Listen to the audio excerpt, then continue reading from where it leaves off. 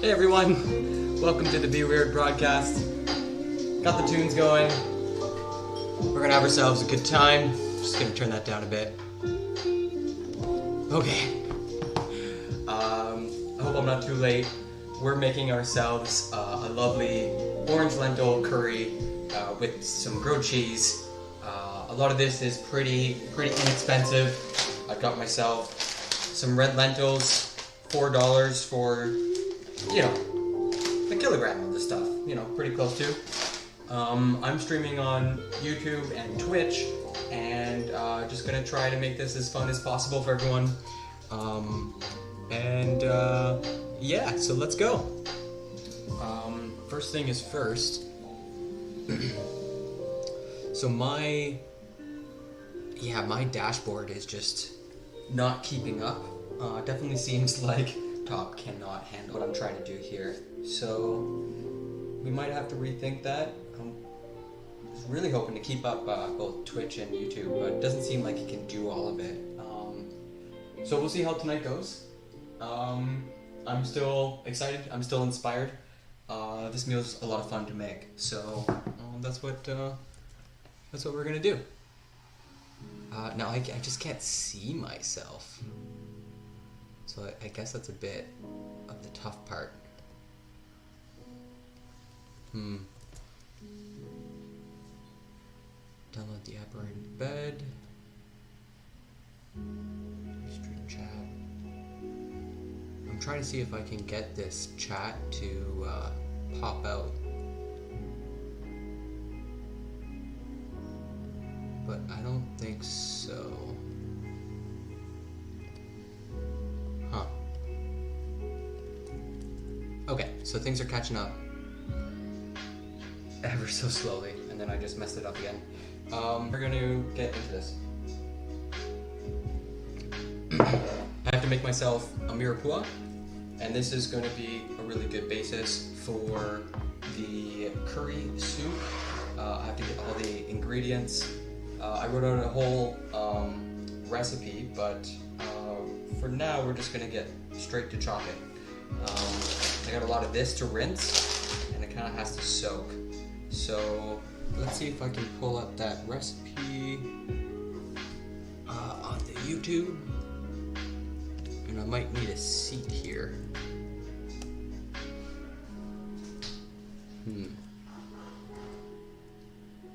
So yeah, my computer is totally struggling. Otherwise, this would be a much smoother operation.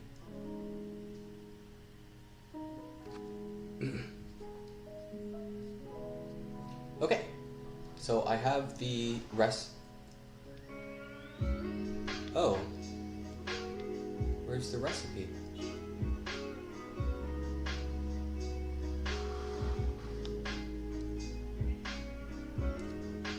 Uh-oh.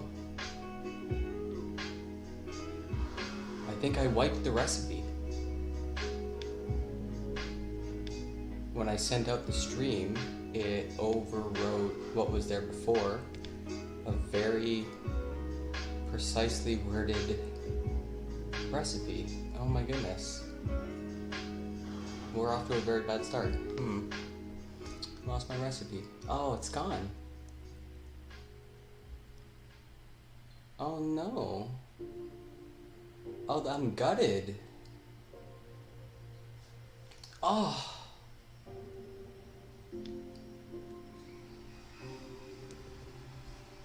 My recipe's gone.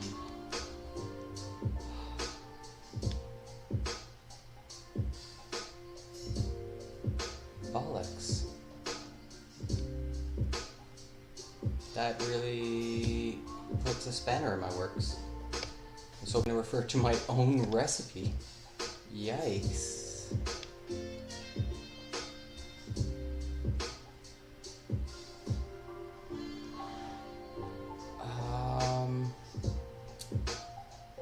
Huh.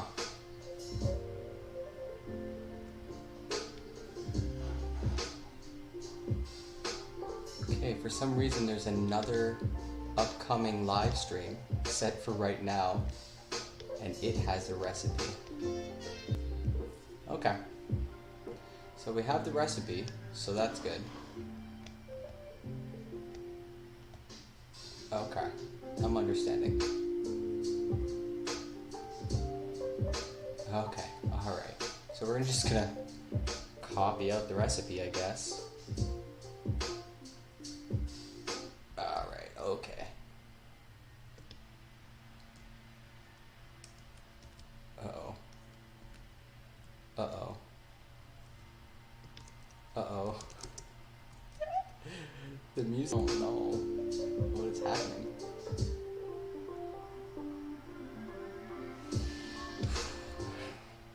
Wow. My music is crashing. Okay, I think I'm breaking the internet. Oh boy, this is painful. Very painful start to the show.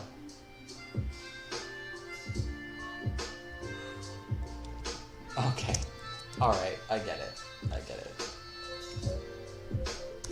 And pastes. And save. Okay. There's now a recipe available in the description. You can follow along. That's supposed to be way more smooth than it was. But here we are. Let's go.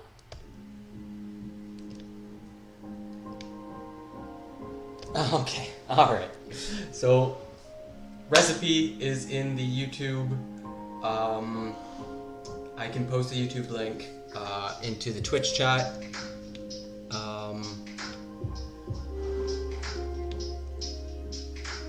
Okay, and it seems like YouTube's struggling as well. So if you want to check out the recipe, just go to the YouTube. I'm popping it in the chat. Recipe at YouTube. There you go. Let's get started. That was a hiccup, if ever I saw one. I need to rinse this. I need to finally mince this stuff. All of which is super cheap. This is as cheap as food gets. I found coconut milk for $1.25. Almost got really burned on coconut milk. And this stuff, unfortunately, I did buy at $3. It's gonna save us a lot of time, and it makes for a much smoother curry. And this is kind of like a Western curry. It's not like a real proper, like Indian cuisine. We're just making something that gets you through the week. Of course, I'm streaming, so I got a whole nother layer of crazy nonsense to deal with. But that's not your problem. First thing first is I'm going to start chopping, I guess. Let's get going. I can't really see how I look just because my computer is struggling like you wouldn't believe.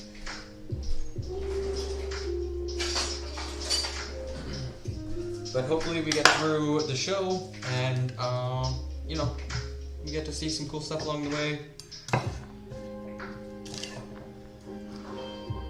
So right now I am starting the mirepoix, and we're just gonna chop this celery, which is the one of 3 ingredients.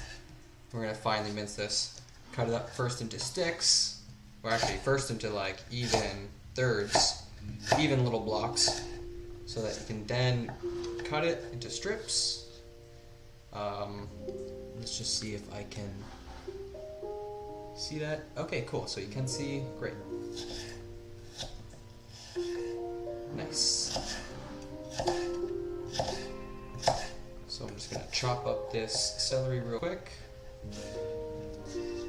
And once it's all together, even it out. Grab it like a baseball. I'm just letting the knife sort of rock.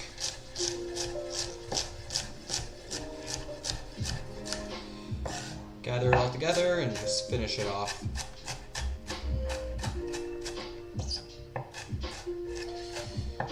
So, as it is with any cheap meal, you usually buy a celery stick and get an abundance of it. And you put a bit of elbow grease, a bit of effort into it, and you turn some pretty cheap food into some really tasty snacks. And yeah, I like that idea. I want to try to figure out like a had this idea to buy like a recipe and then make it at home and see like what's the best recipe to make at home. Like that's kind of an interesting question. So I'm not going too big on the celery. I'm just going to use a bit less. I got myself a bowl here ready.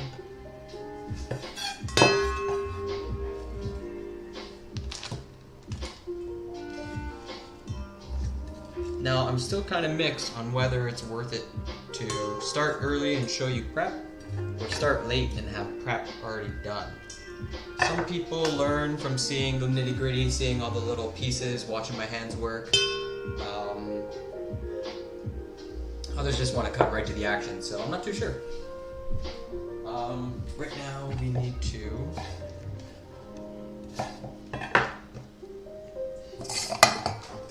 get rid of this.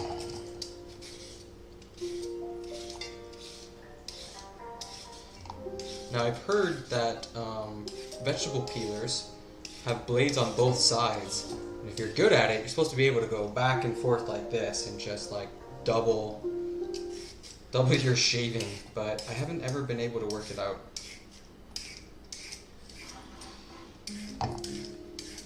These carrots are probably fine enough, I don't need to shave them, but I tend to.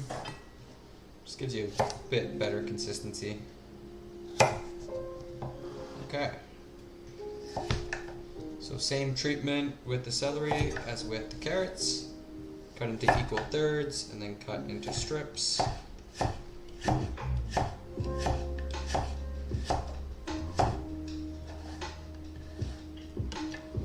I find carrot a bit harder to use, but I kind of want this curry to be a bit sweet.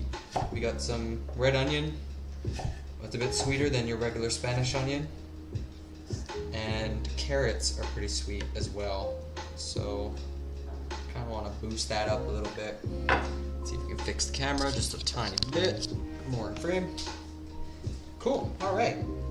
So carrots are coming along.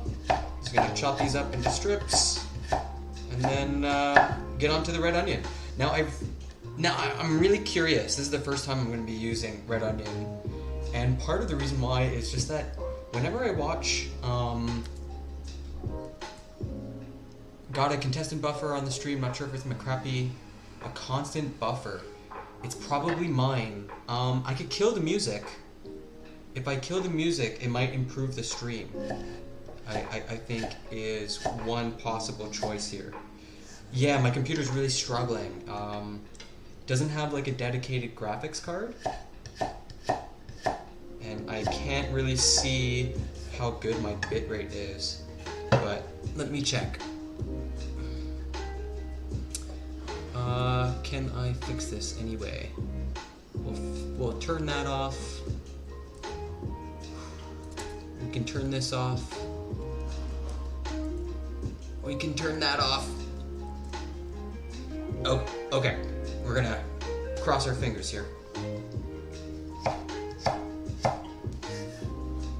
But thank you, Corrupted Hobo, for telling me. I can't see these things. I checked on my other computer, but I got poor ass internet. I don't have the best internet, let me tell you. And I'm trying to stream to both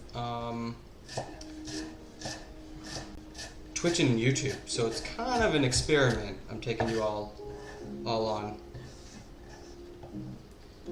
Trying to push that boundary, you know what I mean? Yeah, I keep checking to see if I got any insight.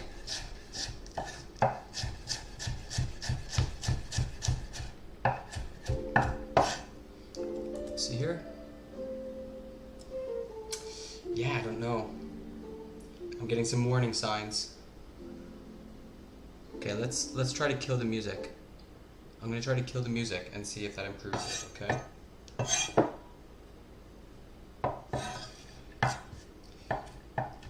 Now, mincing carrots is a pain in the butt because they're so jumpy. They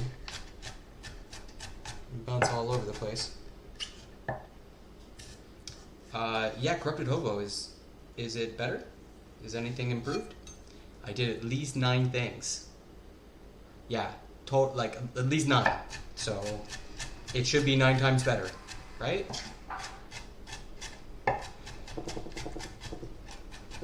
Well, I chopped these carrots about 90 times, so they're looking good. They're about as minced as the celery. Now I'm betting I have way too much onion, so I might actually only use half that onion.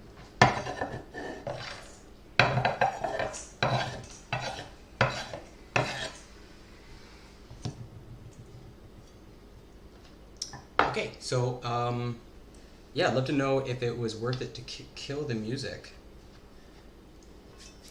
If that has improved anything. I still seem to have a little bit of a buffer. Let's see here. Minor issues. Ooh, 33% drop 2 minutes ago. Oh no. Oh no. I don't know what to do. I know how to cook, so I'm just going to keep focusing on that.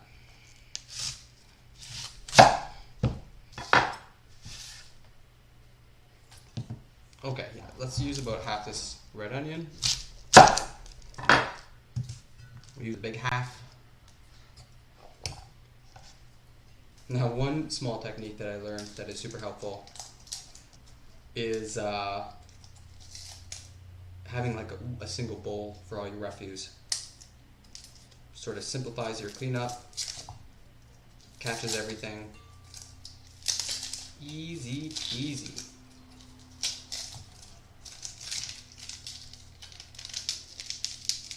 Okay, I'm not getting any warnings anymore, so we're gonna try the music again. We get this music going, I'm gonna appreciate it.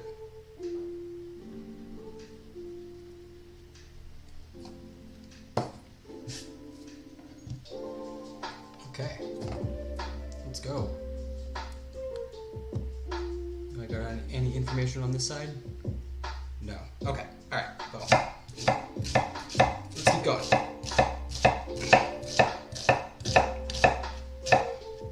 So I cut it in half so I have a nice flat surface. Cut it one side, cut the other.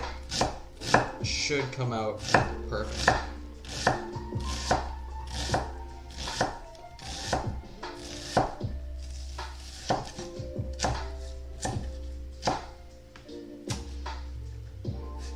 Give that another real rough shot, and yeah, I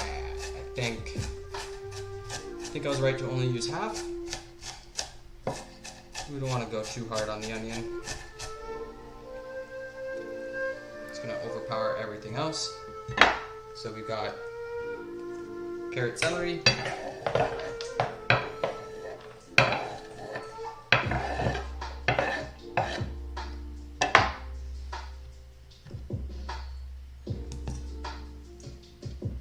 Okay. Mirepoix. I don't know what it means. It's a French term. But it's this combination. It's a really lovely combination. Shows up everywhere. Oh hey, how's it going? How are you even? It's like 6:40. Shouldn't you still be on the road?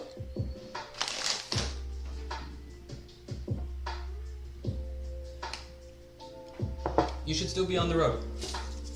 We just spoke.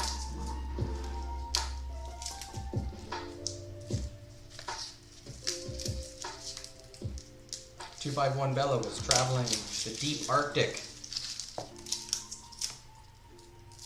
going on one of them ice roads in the great Canadian North. That's right, we have ice roads, even though it's not even autumn. It's how crazy it is in Canada. Okay, so we're gonna mince up these lovely garlic. I gotta be careful not to put my junk in with my good stuff. There we go.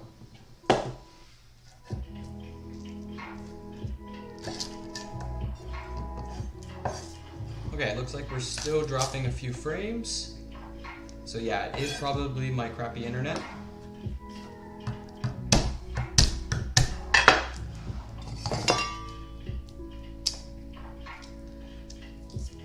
get some better internet. What do you think? Is it worth the money? Make me a better streamer. It's kind of the infrastructure of streaming. If I don't have good internet, my stuff's choppy. Ain't no one gonna listen.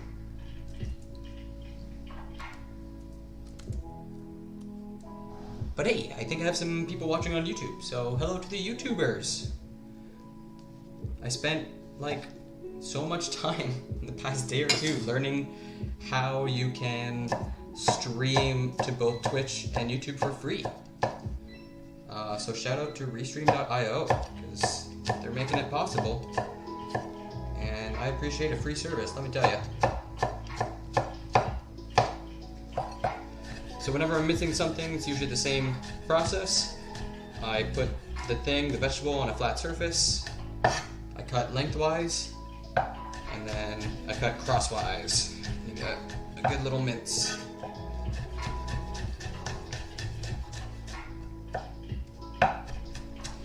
It's a nice lovely day in Montreal. I got to see some cool people. We had some interesting conversations about education and vaccines, of course. Always conversations about vaccines. Yeah. Starting to get a bit cooler. Summer's, I hate to say it, summer's looking like she's over. So hopefully the summer, wherever you are, is lasting a bit longer. Montreal summer was pretty wild. Like, we had some days that were, you know, hitting 40 degrees Celsius. Dying. So now I can make soups. Soup is poor man's food. And it starts with, like, the cheapest ingredients. Garlic and ginger.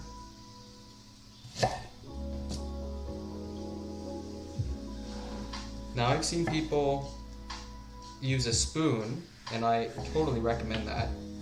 You can use a spoon to peel your ginger very easily, but I've gotten pretty used to using the knife.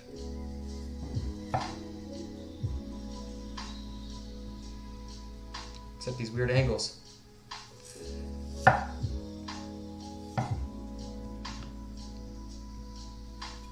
Yeah, I think the advantage of the spoon is that it's just a bit more versatile. You get around those little corners.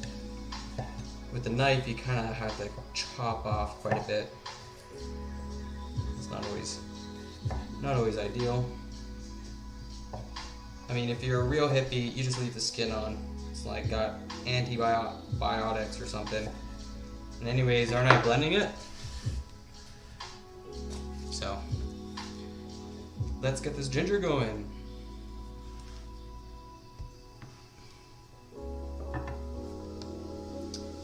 Oh, weird. Bella. How long can you keep lentil soup in the fridge? Good question. Well, it's pretty fresh. It's got a lot of fresh ingredients. So I'd say 3 to 5 days. Not very long. If I made way too much lentil soup, I would just freeze it. Freezes really well. It's a soup. Expands a little. You lose a bit of moisture. But, yeah. Soup. And then when it comes out, it'll be a bit thicker, just because all that water evaporated and froze. So you might want to reheat it, add in a bit more water. Speaking of which, I gotta make a chicken stock. So I'm gonna boil some water once this is done, and then probably gonna rinse up those lentils, and we can sit and chat. There were some like crazy videos I saw of like riots going on in France. What the hell's going on there? People are fighting in the streets. Flags. It's wild. The world gone mad. So yeah, are you on the road? You didn't answer me. I hope you're not chatting on the road. I'd also love to be able to see my streams. My computer is struggling. Yeah, okay. Yeah, the warnings are coming back, so definitely the music is crashing it. Alright. Let's kill the music and see if I keep getting errors. I'd rather have a smooth stream where we're vibing than like have some choppy music. Like music when it's choppy isn't even fun, so. Okay, but I did have the recipe up on YouTube. So let's go there. I would like to see my own recipe. Okay, so we've done the mirepoix, we've done the, oh, I got apples.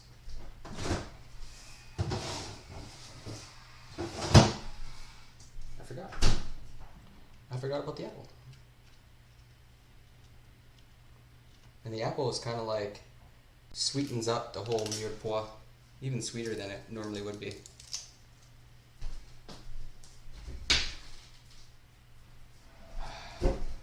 So yeah, sorry I can't have any music going. It's really killing the stream, it seems.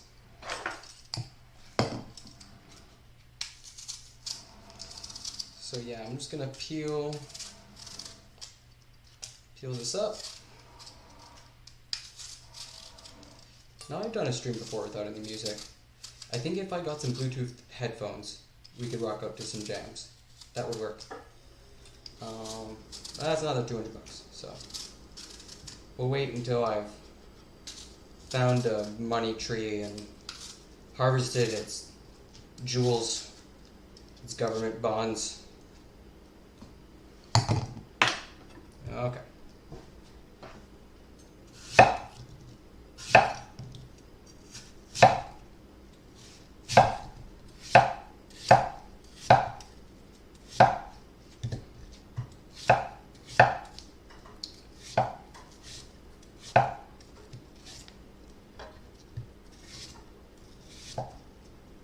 Okay, let's get as much as I can. Here we go. Let's see how we're doing here. Oh, look at that frame drop. Okay, we're still getting warnings. Yeah, it is super slow. Whoa. Oh, that's also like super late. Okay. Sorry. It's hard not to get stun locked on figuring things out. Okay, back to the stream. So we're just gonna chop up this apple, nice tart green apple, and we're gonna add it to the mirepoix just to sweeten it up. Like I said, this curry is a lot sweeter than you would normally expect a curry.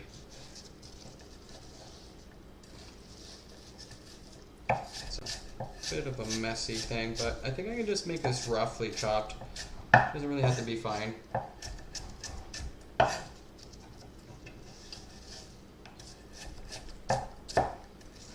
All of this is going to get blended at the end of the day. But the aromatics, you do kind of want them at least chopped the same. If they're all roughly chopped, that's fine. If they're all finely minced, that's fine. Just because you want them all to be cooking at the same rate.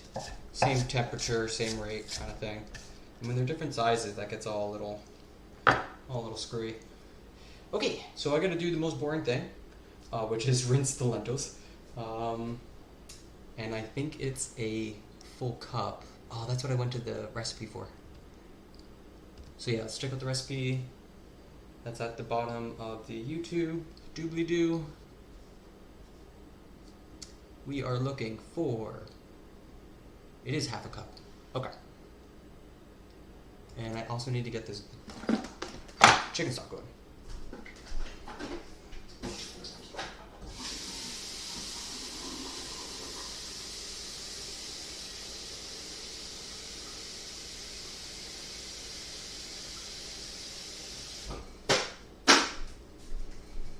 So too bad. I think I had at least a few people watching, but then my stream was trash. Let's see here. I had Momo jumping in. Maybe he told me something.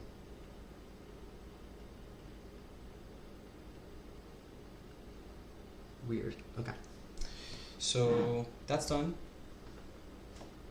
That hangs out till later. These we can put away. I need half cup. A half cup. Put this up. Man, I haven't made this in so long.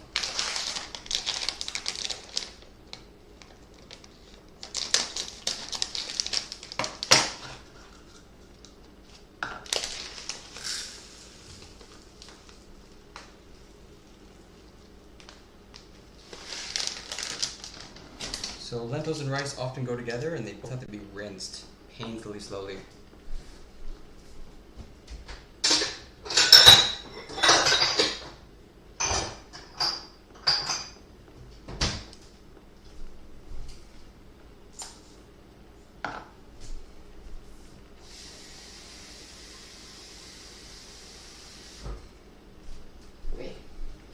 So I can kind of relax a little bit. It's been a very busy day. Hang out a bit while I rinse this. Okay, cool. Yeah, lovely. What kind of beer are you drinking? I'm having some of the leftover Sapporo. Yummy Sapporo. I have no idea how the stream is turning out. I'm sure there's a bunch of errors. The platform I'm using, Restream, is just frozen. It's just straight up frozen. So I'm talking to the ether. I'm just trusting the technology's working somehow. I did get that last chat message. We got a couple viewers on YouTube. The system works. So yeah, we're just gonna rinse these red lentils. The water gets kind of cloudy and dirty. You gotta rinse it until it is clean, just like with rice. And both rice and lentils, like, they belong together. I think, like, they fill each other's, like, nutrient gaps, something to that effect. But they take forever to deal with. So it was such a lovely day, I couldn't help but be outside, chit-chatting. This one interesting person just come back from a residency in Iceland, and she was describing this project in New York that she developed with, like, just kids that she was working with, and they reworked an arcade so that, like, one person was inside the box, and, like, you had to play a hand game where you had to do the correct, like, hand gestures, and if you succeeded, you took their place in the box.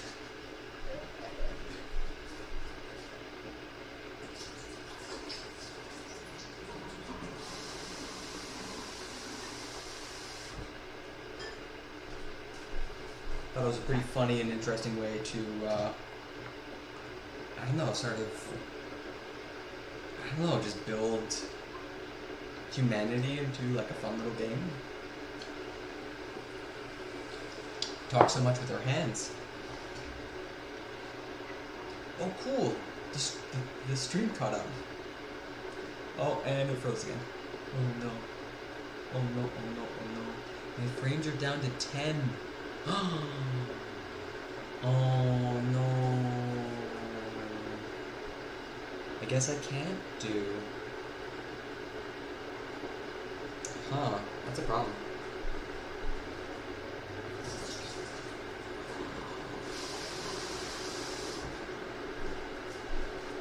Okay, as soon as my hands are dry, I'll investigate. But yeah, the frames are brutal.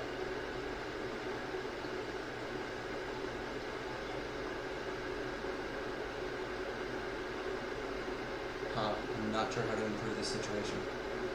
Ruh-roh.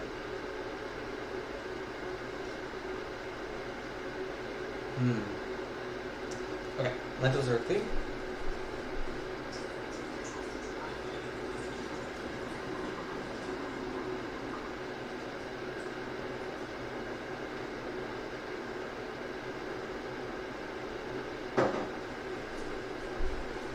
Okay, I guess I'll try to... Oh hey, Navandin. I'm having serious frame rate issues. Real problem with the internets. It says people are, at least one person's watching me on YouTube. But wow, the errors are coming in. 46% frame rate drop. I'm gonna check to see if something's on or something. This is weird.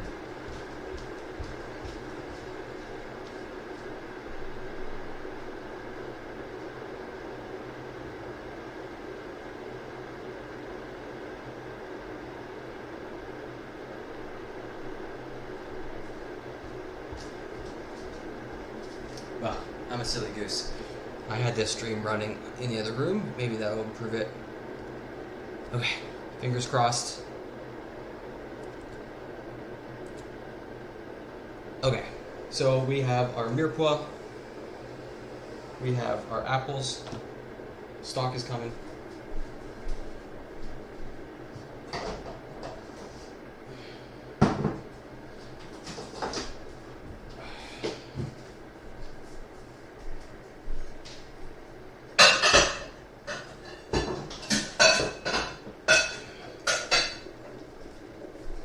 I need about 3 cups.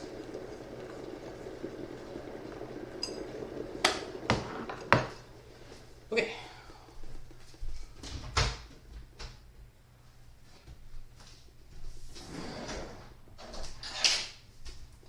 So I guess here's the question. If I want to stream to both Twitch and YouTube, but it destroys my frame rates, and the stream comes out terrible, is that really any better?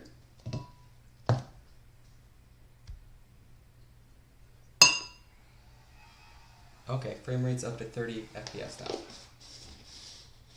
Stream is going fine. Okay, interesting. Yeah, I'm getting, on my end, I'm getting warning signs and flashing hazards and frozen screens and yeah, so many errors. Okay, alright, okay, I'll stop getting stuff knocked. It's really hard not to though. Okay, so I put it in 3. So basic chicken stock. I actually have some chicken stock. I don't know what I'm doing. I should have defrosted it. That is actually like the right way to do it. Chicken stock, you make it from the leftovers of chicken carcass and like, you know, leftover this stuff, you know, just our leftovers. And I did that. I should probably use it. Should probably get around to using it. So yeah, if you're making this, you can save all this stuff and make a veggie stock, make a chicken stock. It's not that hard to do. It just extends your time in the kitchen by an hour. Like just one more thing to do. I think we're ready to get cooking. Let's see here. I have my coconut milk. I got this. Yeah, let's check the recipe real quick. I'll have to flip a coin. Yeah, I don't know. I want to make it work. I want to make it work. But anyways, if you're saying the stream isn't terrible, then we're gonna go with that. Okay, I'm just gonna check the recipe, make sure I'm not missing something. I gotta get all my spices together. That would be a good thing to do ahead of time. Yeah, let's get all our spices. Cumin, bit of oregano. We need some curry powder. I got paprika, but let's go for some of.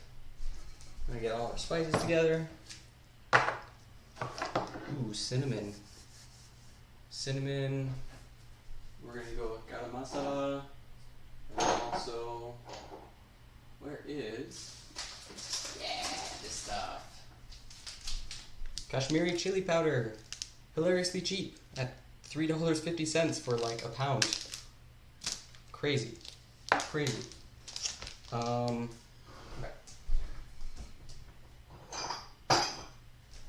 So pretty much the trick to cheap food is spices. You can start off with all sorts of really lame stuff, and if you have really lovely spices, then it's gonna come up pretty all right. All right, let's just take. Got a teaspoon of cumin. We've got some paprika. You don't want paprika? Okay, we'll put a bit of smoked paprika in. That's pretty nice. Just a half teaspoon. We got cinnamon.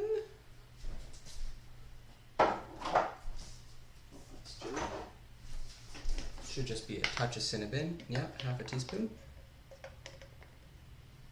There we go. Half a teaspoon of turmeric. Gotta have turmeric.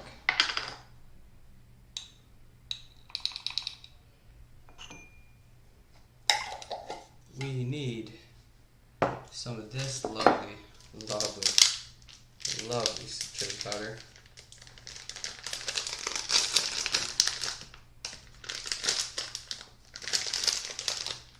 I'm gonna put in just over half a teaspoon.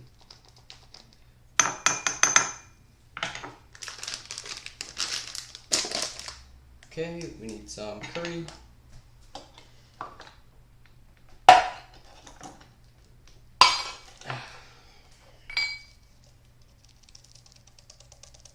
This is a really nice blend of curry powder if you can find it. Bring it nice and close. Madras curry powder.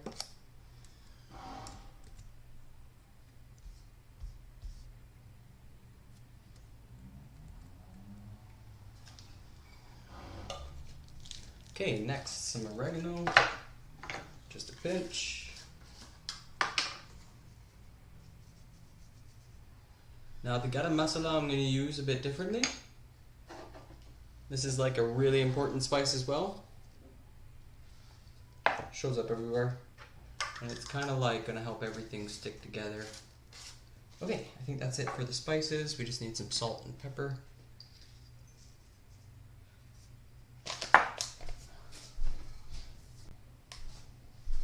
Okay, and I think we can get cooking. I should get started. I keep forgetting I got a whole grilled cheese to make. Yum. Oh, it looks like I dropped a bunch of turmeric. Didn't realize that.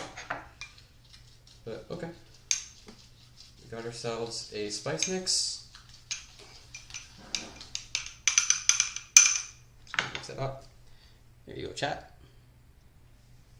Wait, spice mix. So I'm gonna bring you over to the cooking spot and we're gonna get started.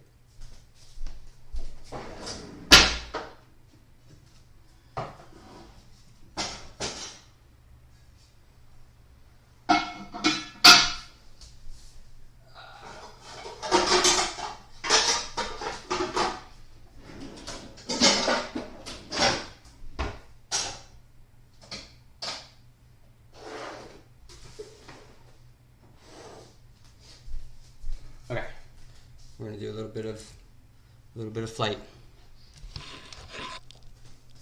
Meow. All right. Now let's see this camera angle. Let's see how we're doing here. Okay. Not sure how much you're gonna be able to see here, but I'll be around. I'll keep you company. Let's get this on.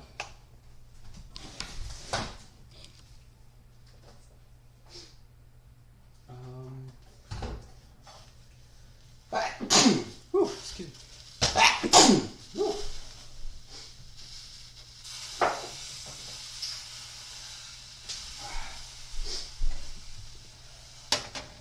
Salt and pepper.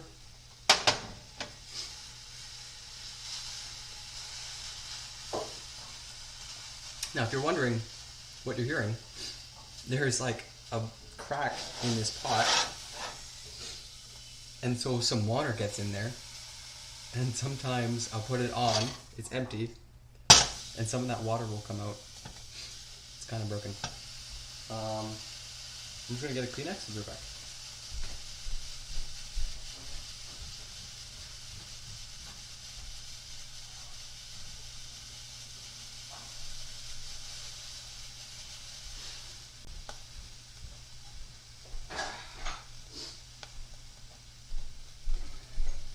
Okay, let's get this party started.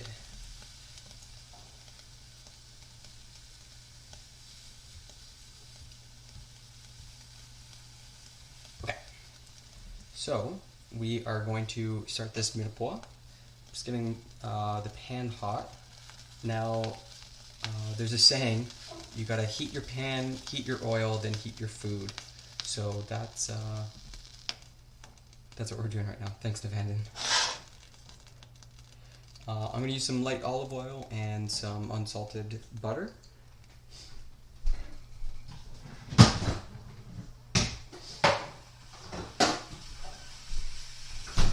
Now you don't have to do this, but the olive oil and the butter kind of complement one another.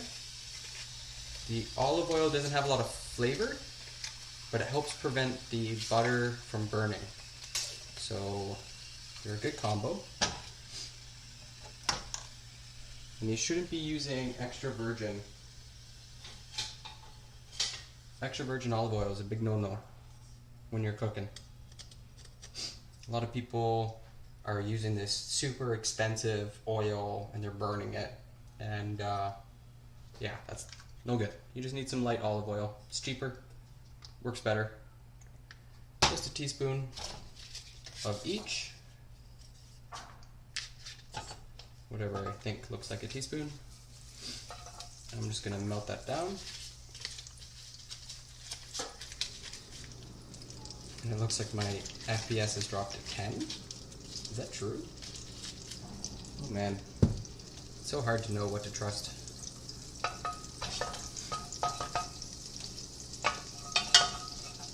Okay, mirepoix in. Good to hear that sizzle.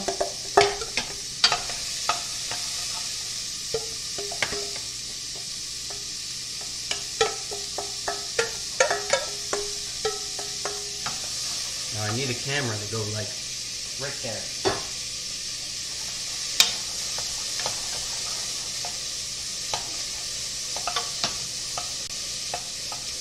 I guess I could try to figure that out.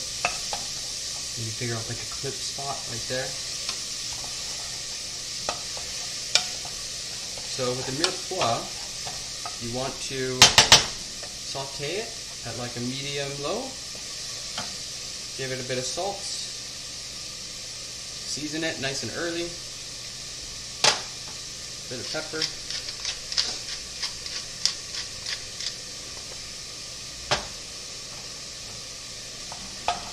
It's important to season at pretty much every step. And once this is cooked for a good like minute or two, I'm going to drop the heat and cover it. Crack myself another beer. I'm gonna start working on the grilled cheese, I guess. It's pretty far away, actually. But that's looking good. Oh wow, I'm getting crazy errors. Okay, we're gonna try this. I'm gonna kill the restream.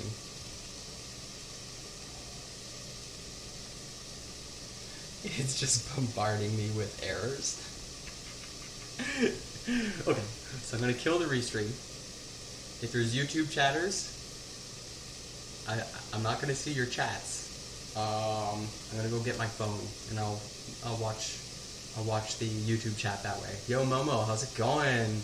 We're off to a rough start, let me tell you.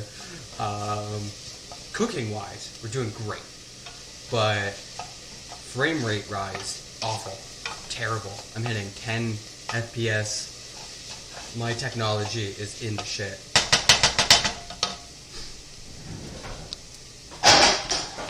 But we got the first steps of the curry soup going. We got a lovely mirepoix. You can see that. Lots of steam coming out. It's really active, smells lovely. This will heat. Anyone who comes in will be like, yeah, smells lovely. So now I'm gonna drop this heat to low. I learned something interesting about this. I used to do this where I cooked it at like a medium low instead of like a proper low. and apparently you want it pretty low and slow, like 15 minutes even, because this is gonna go sweet. But if you saute it and you're like active with it at a medium heat and it's like making that sizzle sound, you'll get darker flavors, like rounder flavors, more umami. But if you do it this way, where it's like low, slow, you get a nice bright, sweet, all the vegetables are like sweating each other. You just have to kind of watch it and mix it up every couple minutes. So I'm gonna crack a beer and get ready for the next step. I'm pretty sure we're in a good spot.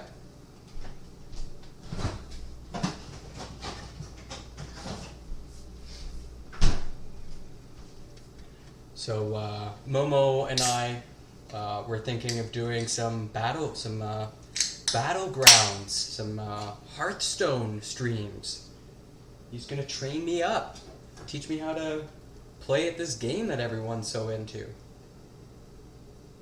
Now I got into it a little bit, but you know, it's pretty brainy. There's a lot of meta. So we're having ourselves some Sapporo battleground cooking streams. Yeah, like there's 100 people, only one person can use the kitchen. You know, like everybody fights over the kitchen. You're trying to make Gordon Ramsay happy. Please, Gordo. Okay, so even though this is right low, this is still pretty active. Get rid of some of that heat. Stir it up. Now, it's pretty important that you salt your mirepoix, just so that, how are my memes? Did my KEKW work? Yeah, it did. Come on, let's go. Yeah, KEKW works on my stream, but not yours, Momo. I'm just gonna point that out for a little bit, you know. I realized that you gotta really grow your stream before your meme game can improve. So that's unfortunate. I'm gonna get my phone just in case there's some YouTube chatters we want to take care of.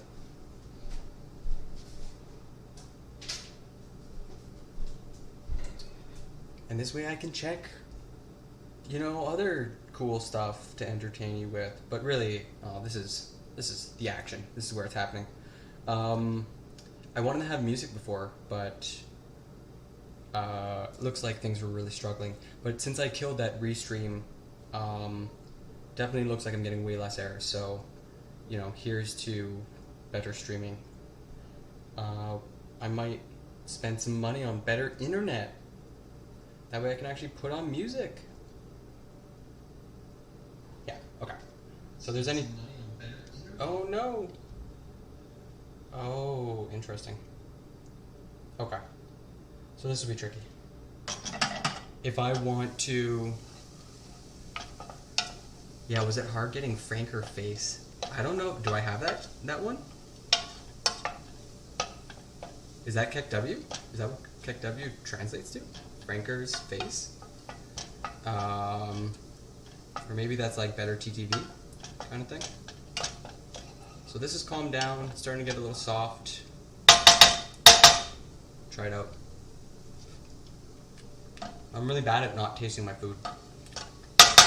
You gotta hold me to it. Make sure I taste my food at every step of the journey. Yeah, it's... Oh, you want to see the pot? Oh, okay. Yeah, I wish I had a camera. You can see. Come on, light. Work with me, light. There we go. Everything's about the same size. Starting to soften up. It's similar to Better TV. Yeah, like a whole nother emote setup. So this was still a bit crunchy. So we're gonna leave it on. This is a real slow part. Things will feel more exciting when we got some grilled cheese on my cast iron. I'll bring that up nice and close. See if we get some gooey shots. I didn't get any really good cheese though. I just got a boring marble, but you know, that's good for you know, for the spirit of the show, which is just, you know, like cheap eats. Fortunately, I can see the chat without actually having my stream live on my phone, so hopefully we don't run into a dozen errors. I'm still getting an error. So while this is going, let's get ready for our next step, which is to add the garlic, ginger, and apples.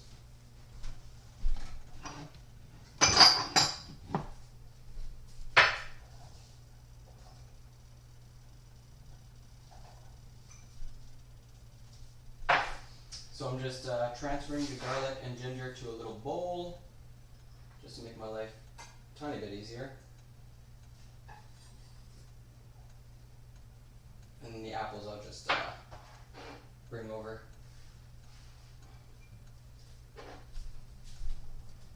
So yeah, if you got a beer, cheers to a Saturday night.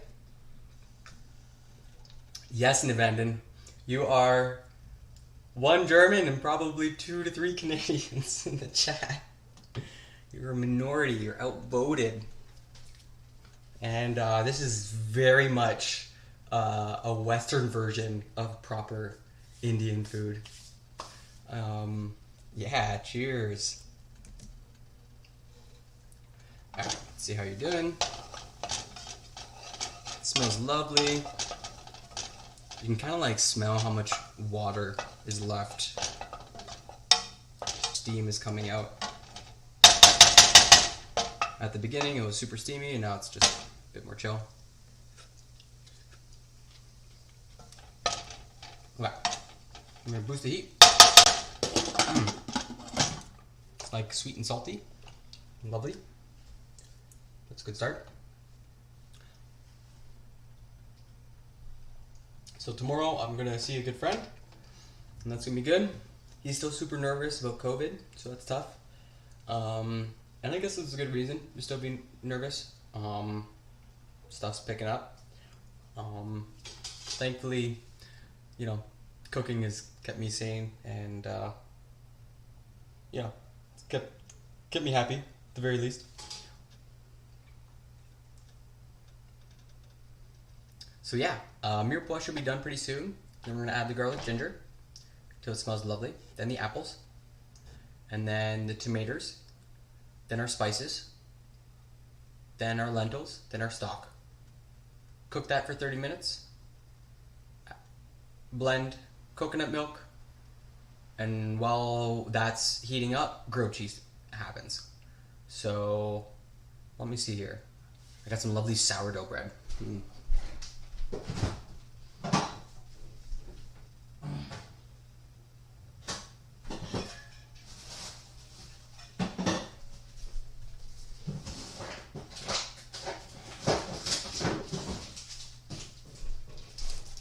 Now, one of the things I learned about, had my first week at the office after, whoa, no kidding. Yeah, it's cool, Momo. Yeah, I know. It's pretty normal to have a stream in the background and to play a video game. Yeah, I get it. Like, there's some social bonding that's happening, like, back into the action sort of thing, for sure. I got myself some really lovely sourdough bread. And one thing I've learned about trying to, like, live cheaply is that if you have, like, a local baker, they'll have cheaper bread than you can get at the supermarket. Like, it's weird. It's fresher, it's better, tastes more lovely, and yeah, it's cheaper than like the Provagos or the large supermarkets. And I think that largely comes down to like how how like supermarkets sort of charge you a premium to have everything in one spot. And I think that That's cool, Nivanden, that you're back in the office. I know that some people that I know, whose names I shall not mention, they need to be in the office. They can't be home. They're just like, you know, make of that what you will, but I find it very telling. I find it very funny. Okay. This is looking very soft.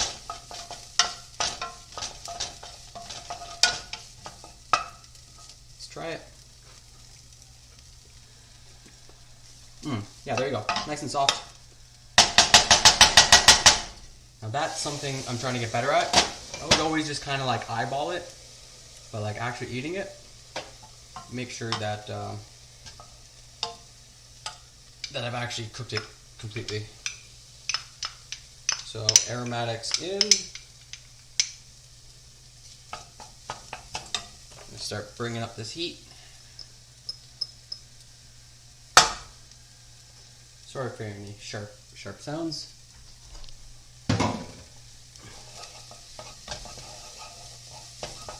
Okay, it's already smelling very lovely. Garlic and ginger are life. I'm so sorry to abandon. You don't like garlic. It's such an important spice in my life. It's very cheap. That's probably why I like it so much. You get so much flavor out of such a cheap little ingredient. You roast garlic. Ooh. Okay. In go the apples.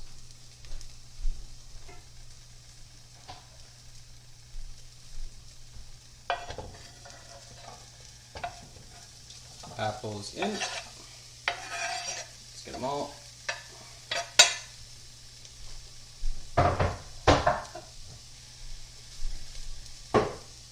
I took that bread out so it would warm up to room temperature.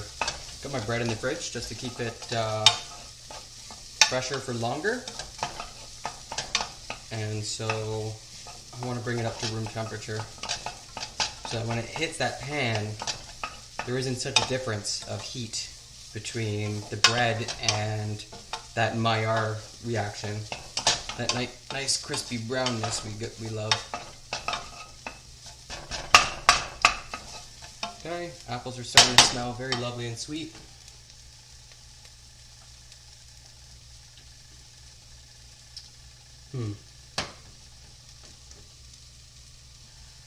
Okay, so apples are coming along. Once they're ready, we're going to toss in our oh, I kind of want to put in spices now. What am I talking about? Yeah, we're going to put in the spices now, and then the lentils, and then the tomatoes. Yeah, I think that makes sense. Okay. I think I wrote it differently in the recipe. Okay, so spices are in. They're going to coat everything.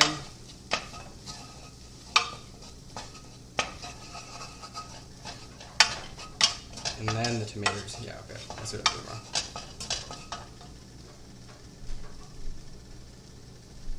So I came really close to buying like a 1.5 pounds of Roma tomatoes and boring you all with like this ungodly amount of chopping. Instead, we just got this. Much easier. Now, the Roma tomatoes were $5 for a pound. And this was like 3, and I'll probably use it all. The Roma tomatoes I probably wouldn't have. It's hard to use up a whole pound of tomatoes. You gotta stew them, you gotta make something. Pasta sauce, I'm not really sure. Okay, so we're gonna get this temperature going. I've added in the tomatoes. Now, if you're using tomatoes, you usually wanna cook them down a bit because they're going to be very acidic, and a lot of people try to balance it with sugar, but I got some really sweet onions, something else was really sweet that was in there, and we're going to hope that sort of balances it out. Oh yeah, the carrots, and try to cook it low and slow rather than use sugar. Sugar's fine, works great in a tomato sauce, but I just generally would prefer to cook off the acidity at the beginning, and then low and slow to finish off the tomatoes.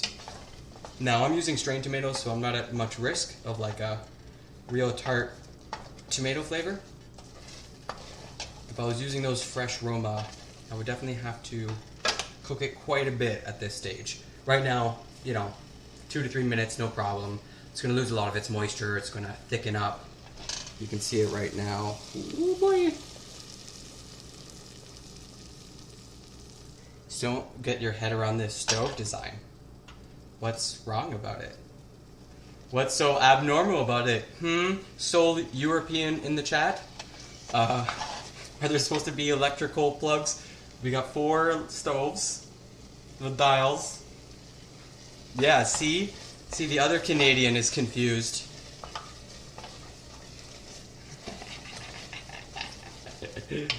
He probably has like a gas stove. Yeah, man, I would kill for a gas stove. Although my mom has a gas stove, and it's not ideal. It's not ideal. It's hard to control its heat. It might just be I'm not used to it. The switches are above.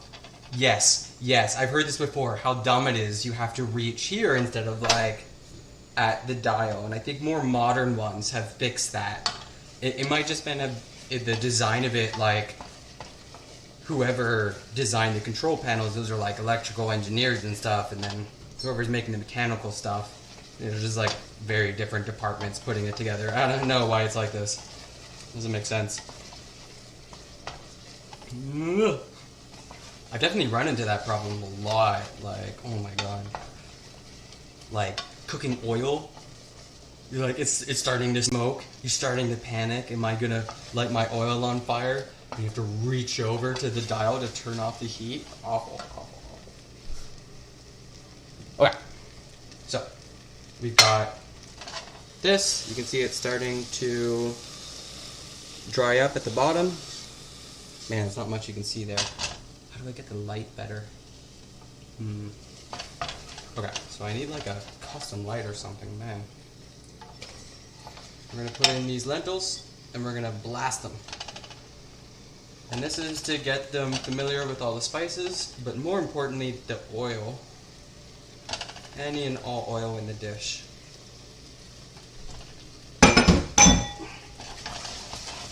So the lentils are gonna get real nice and mixed in. This is a bit hot, I'm gonna burn it. And then the stream will be over. And that is how you burn lots of food, everybody. Okay, mix this up.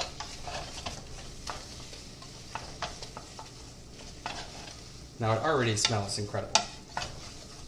I'm gonna add some garam masala right now. Wait, where is it? No, put it nice and close. Now this stuff, you kind of want to put it in at different stages. So I'm going to put some in now and also at the end. F in the chat? Oh no. Is the connection that bad? Oh no. Oh no. Did I lose the chatters to a bad frame rate?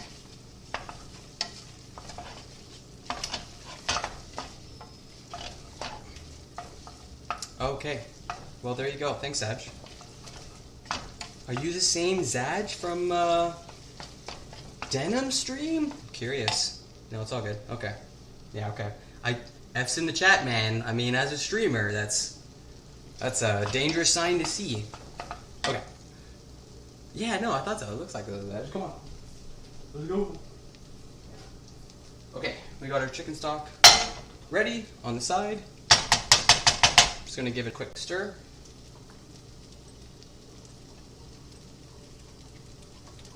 So we can do a quick before and after. Hey Zaj, how's it going? Cheap food. Lentils. Stock in. Let's use up all that. Because you said it might burn. Right. That would be an F in the chat. That would be an F in the chat. Of course. It is hilarious. Like, the more... Yeah, it's coming along. I got some lovely spices. We started off with a real nice mirepoix that has onions, carrots, and celery. And we got some apples in here, so it's nice and sweet. But as I've streamed, I've learned like that disconnect, like that 5 to 10 seconds, sometimes 30 seconds between the time it takes for a chatter to like figure out the joke, type it out, and then for it to like get to me after like that time lapse, and we're like, what did you mean by that? My God. Yeah. No, F is game over, my boys. Really? Oh dang, news to me. I did not know that. So we got ourselves this lovely looking stew. I'm gonna bring you over. Very careful. Now you see those are the apples.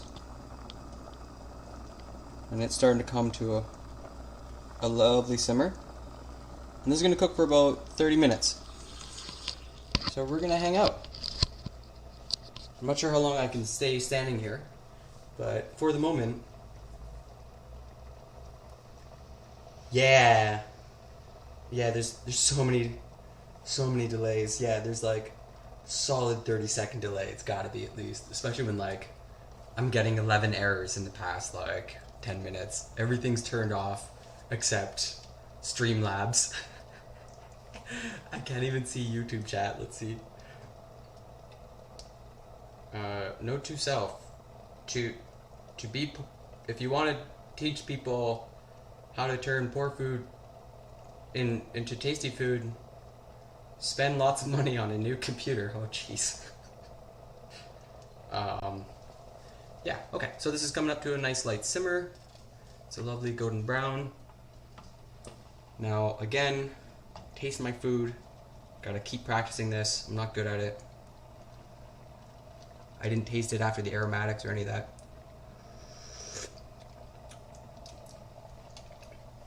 Okay, yeah, that's lovely. It need to be salty. So that's gonna boil down. And we done the grilled cheese, which is like, yeah, the part everyone relates to. The world famous German sense of humor. Oh no. Oh, yo, I disconnected? Yo, what do you mean I disconnected, Chatterino? Like, Twitch will allow you to get a bit behind so you don't miss anything. Okay, interesting. Yeah, like latency, I think is what you're talking about.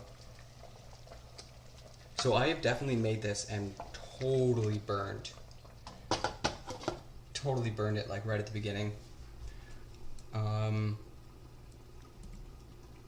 Okay, so Chatterino just died on me. It just straight up just crashed.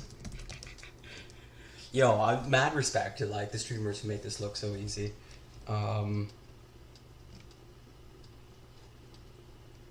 Okay, cool. So this is gonna hang out. Let's get started. I'm gonna see how much of the prep I can do, just like right here. This is like a spot we found. Chatterino's reconnecting, so that's solid. Can you see this?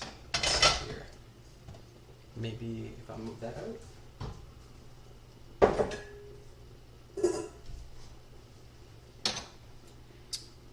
We can probably move this guy to the back. Choices.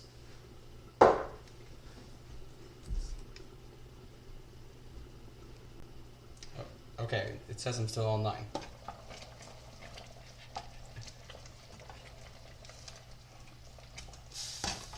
Okay, that's coming along. I want to start the cast iron. Real nice and low. And then we're gonna grate some cheese. Now I've seen some pretty terrible videos of Gordon Ramsay messing this up. I've seen other top chefs mess this up. Hopefully I don't. You know, this is live and recorded, so I only got one shot at this. We got that. We need some butter.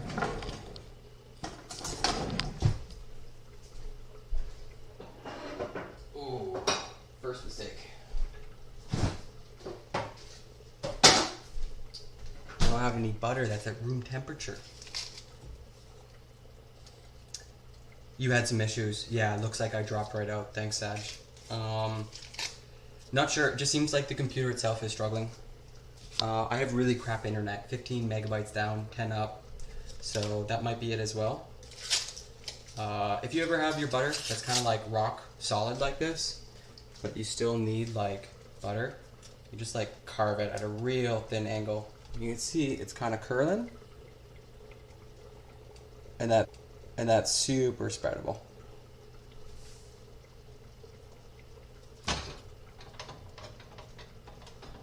So that won't destroy your bread. And I need this nice and buttered.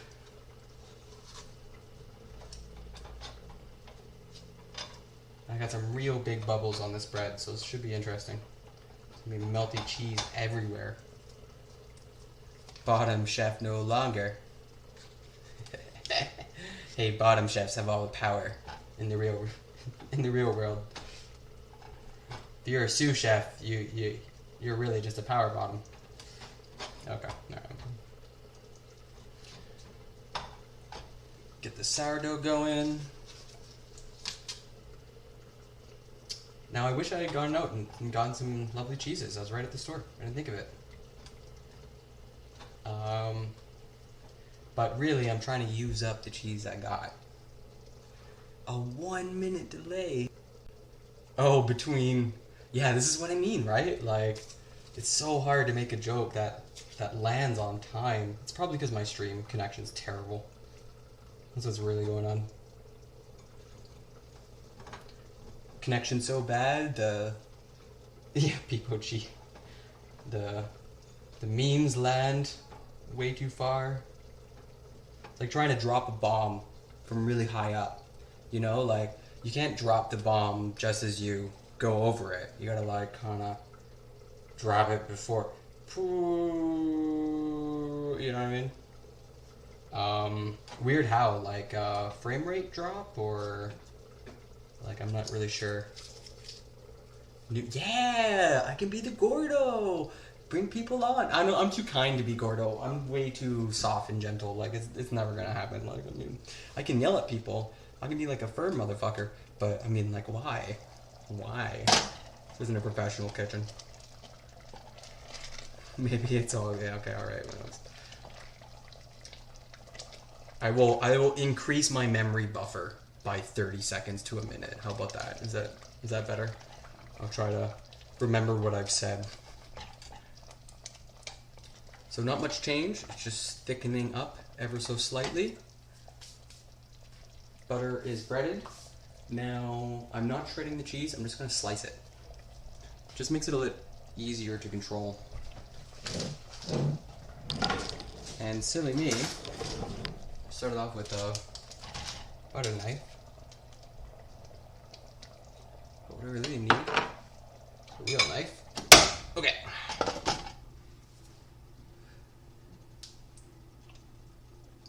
You usually have a 15-second delay. Where were you in the roll? No, I got 15 errors at the bottom. Ooh, good cop, bad cop. Could be honey and vinegar.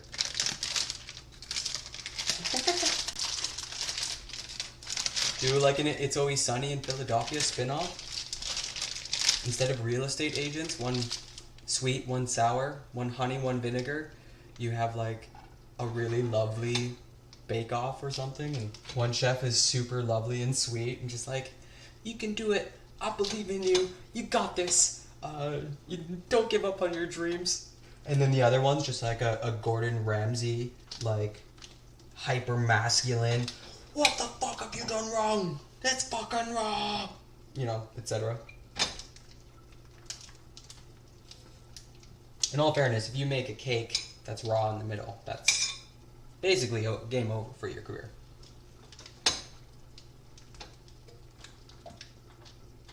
But it is really funny how, you donkey!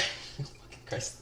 Yeah, donkey! I can't believe how much Gordon Ramsay I'm watching now because of denims. God damn it. God damn it. I'm like seeking it out. Like I don't know if she's starving us of the Gordo. And when I go to find it on my own, I don't have like YouTube Premium or something. And I wouldn't watch it with like you guys, like there's an ad. I'm not gonna like, okay guys, hang on, I can skip the ad in 5 seconds, I swear. Yeah, not memes, nobody really gets it.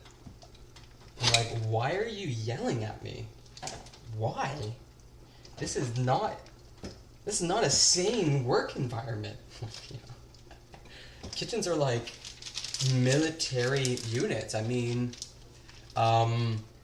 whenever Ramsey comes on to a scene and someone's like, I don't do line service, what they mean is they don't do the French version of line service, which is the brigade.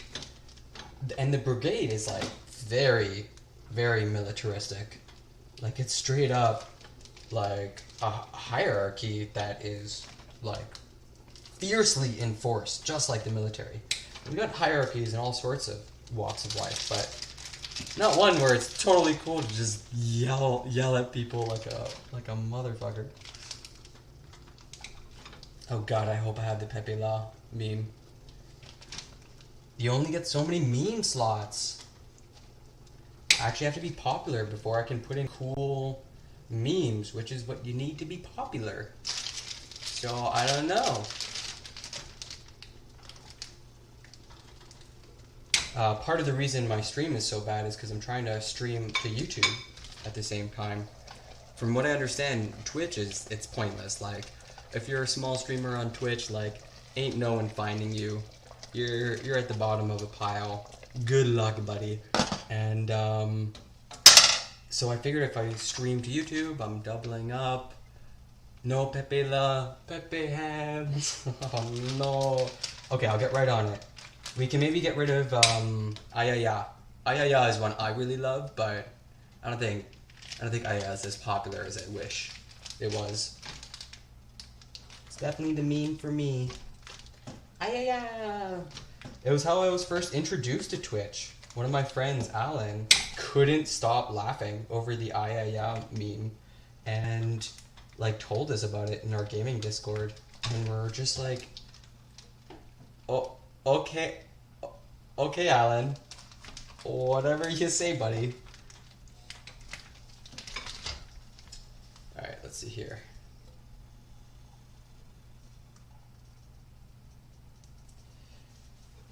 All right, so yeah, I'm gonna go see a friend tomorrow. It's gonna be fun. Have some brewskis, talk shop, talk poetry. I'm gonna be starting a poetry show soon. You use Pepe La way too much? Yeah, I mean Pepe La is pretty great. It's pretty great. Like when I was sitting on my couch and I'm not really paying attention to Twitch chat, then like Pepe La really stands out. So it's great. How do you tell what emotes are in? Do you mean like popular or like that are active on my chat? Because I kind of had to like go through and select. You get like 20 that you can select, and I went out and picked them or whatever. I'm not really sure how it worked. It's been a while. So I'm doing a terrible job with this cheese. But yeah, go smoke your weed. Smoking weed before grilled cheese? Yeah. Grilled cheese. Yeah, that's correct, Zach. That's exactly what's up. Yeah, again, not popular, so not a lot of good memes, you know? I'm sorry. We gotta spread the gospel. Who doesn't love learning, or at least watching, making cheap food? Okay, so this is super hot. Ooh, had some weed with the boys. Ooh, see, it's kind of like very soupy, but it's thickening right up. What's that mean, to get crossed with the boys? The weird spell. So weird means destiny. It's like the old like Viking rune for like all of our destinies like crisscrossing and stuff. So the weird spell, I guess, would be, I don't know, like a witch being like your spell, destiny is happening. Crossed is alcohol plus weed. Oh, that's just like a Tuesday night for me. Oh my god. Okay. But I'm Canadian, and we smoke ungodly amounts of weed. which is kind of funny. We're not really known for being like the ripped boys that we are. But I think a while ago, like, we beat out Jamaica for like highest pot use of like among teens, among like kids or whatever in school. Creatures of interviewing fates. Like, I like the idea, like spell, right? Like gospel. It's a spell. You know, someone's speaking the word of God and it has an effect on you like a spell. Yeah, no, America's absolute dog shit when it comes to weed. I went down to New York once, and this was before like legalization started to roll out, even you know, in some of the states like Colorado or whatever.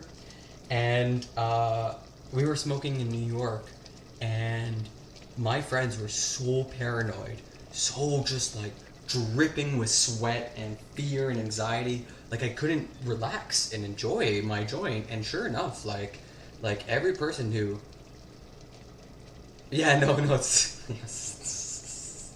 Hell yeah, Canadians. You know, we're a quiet bunch, but we love our weed. Let me tell you. My cousin loves weed. Like so many people in my family love weed. Oh, that's brutal. You have to go for a drive to get weed? Yikes. I got like a 10-minute walk. 15-minute walk, and it's government. Crazy, like price. My favorite moment, okay, this is what happens when you legalize weed. When Canada legalized marijuana, I got a text from my dealer. For the first time in my life ever have I had a dealer reach out to me with, I kid you not, a text of promo, like, yo, we dropped our prices, come get it while it's hot, you know, bye. And that's how I knew, like, they were terrified of legalization. And it never really made me comfortable, you know, like, I didn't know where that money was going. It's just like some random dude who buys from some other random dude, like, a couple pounds and sells it. Like, it gets dodgy really quick.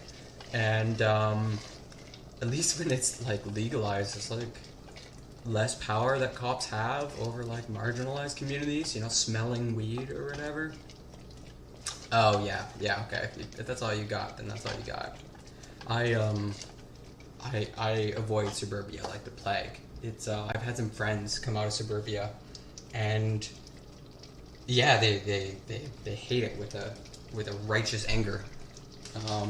My dad is like, loves suburbia. Like he's the kind of type who works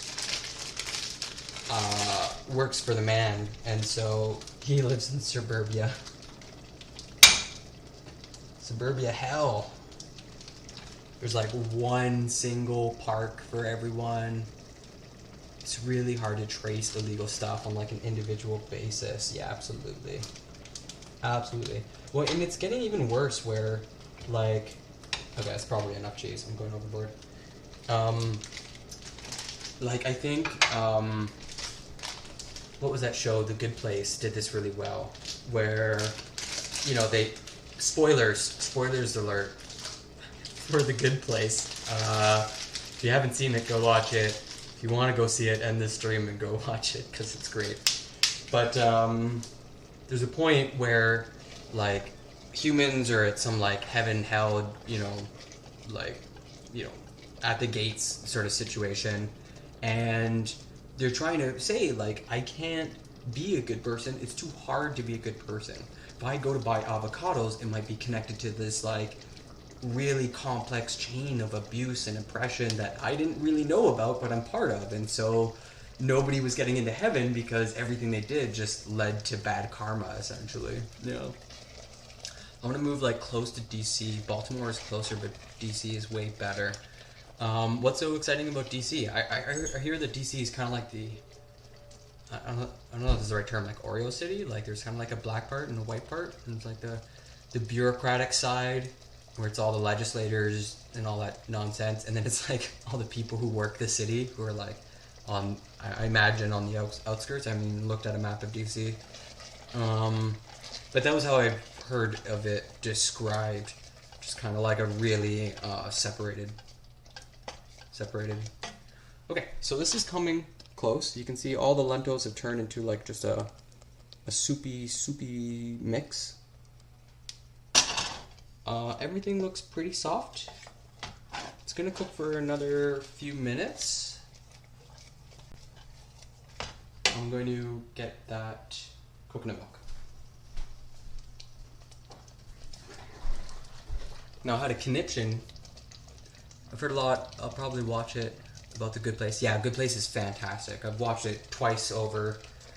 Honestly, one of the best. It literally brought me to tears. At the end, I'm just like, wow, stop it. I'm not crying, you're crying. Redlined as fuck. Yeah. More walkable. Yo, Montreal, I've never owned a car. I'm 31, I've never owned a car. It's come with certain bad consequences. It's hard to see my family, but Montreal's super walkable. I biked down to pick up a book for school, went to a park to see some friends, biked back for groceries, like easy peasy. If a city's walkable and you're not in your car all the time, you're not like raging, or at least I rage in a car. I can't deal with obnoxious drivers. I mean, I can deal with them. I've had to. Okay, we're looking for a can opener. Where is the can opener? So this is a really nice, cheap brand for coconut milk. Just for comparison, there was a tiny can about yay big. You know, maybe if this is 400 milliliters, it's about 120 milliliters, and they were about the same price. The other one is actually more expensive. This was $1.25. The other one was like $1.60, $1.70 for like a quarter the amount. So the other one was like 8 times the price of this. It's crazy, absolutely wild. Yeah, spend less on gas. No kidding. Go electric. Maryland drivers suck so much. I don't get bona fide road rage, but I get annoyed. Yeah, I mean, I don't like get apoplectic or anything, but it is where I am the angriest. I'm a very calm, chill person. It's pretty hard to get my blood temperature up, my heart pumping, but the car does it. Like, it's awful. It's awful, awful, awful. And I'm like a biker. I'm like a super chill biker. So I don't know what it is about the car. I think it's just that you have so much power at your fingertips with a car. Like, you're like, yeah, I'm ready to go. And this person's taking forever. Okay, so this soup is looking pretty much done. We're gonna let it cool down. This can be a pretty dangerous part. And yeah, I know this is done because the liquid kind of sits on the top of it. And then when you mix it, it's kind of like stiff at the bottom. So that's when you know, oh, it's pretty much all the water. It's Rooster brand. It's open right now, so I don't want to bring it over the computer. But it's really recognizable because of this red, the red and white. It's a thinner kind, so it's not ideal. The best coconut milk, if you can find it, separates. You got like a cocoa chunk and you got like water. And you have to shake it really well, or you have to mix it. This is just, you can actually see in the ingredients they've added water in, so they've thinned it out, they've made a blend. But it does the trick, you don't even notice it. Really lovely, like hella thick, and it's awesome, it's great. But it's like $4 for a can, like it's insane. It's so hard to justify. It's like one ingredient amongst many. This whole recipe is gonna cost me, oh, that's another thing I want to work out, is like how much this recipe would cost compared to like a restaurant or something. And I couldn't find it. I couldn't find any restaurant like that would pop up on a Google search for lentil curry soup. It comes from Soup for Syria, which is a lovely book, but I guess I've never really seen this in a restaurant. And I guess I don't know anyone who really cooks it. But it's easy. It's hella easy. Cheap, and probably one of my favorites. Once that grilled cheese goes in, ooh, it's gonna be spicy and delicious.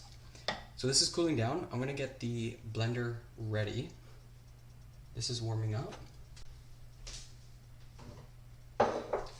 Now, it's wise to do this in 2 batches because, like, oh, hey, Momo, how's your toke? I hope you got some good weed. Super important to do this in 2 batches because there's so much heat in this. If you fill it to the top, they can, and yeah, you can scold yourself.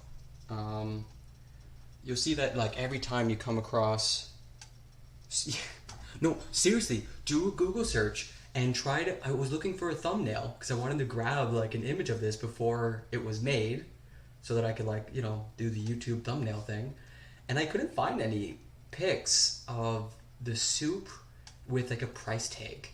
You know what I mean? Like some menu item where I'm like, yeah, there it is, and this is how much it costs. So I'm not really sure. Oh, lovely. Well, we're about 20 minutes away from grilled cheese in with this soup, so you come back for the best part. I just gotta blend this. It's just a bit awkward because chat's in the way.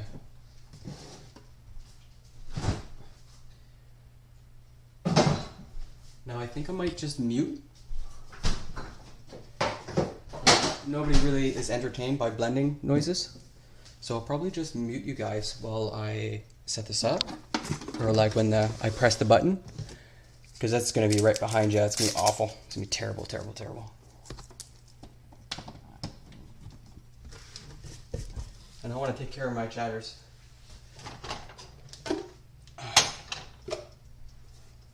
Now I got a really nice blender, but for this recipe, because we cooked everything until it's soft, you can get away with a really cheap ass blender, and it'll do fine. Blenders are fall under the Boots theory of economics. That joke from Terry Pratchett novels or something, where like if you buy good quality boots, it's cheaper in the long run. It's very much like that with blenders. Like it's all in the motor, and you can't see how good the motor is, so you have to go on name brand. And there's only a few that are really good. Okay. So this is the first pour. Now I actually, yeah, I'll still do it in 2. Can I make it? Yeah, okay, we'll do it in 2 batches. Okay, we'll turn you around, maybe? Does that work? You want to watch it blend?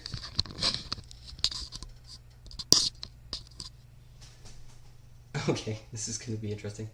I'm going to mute you, okay? I'm going to mute the stream just so you don't hear this awfulness.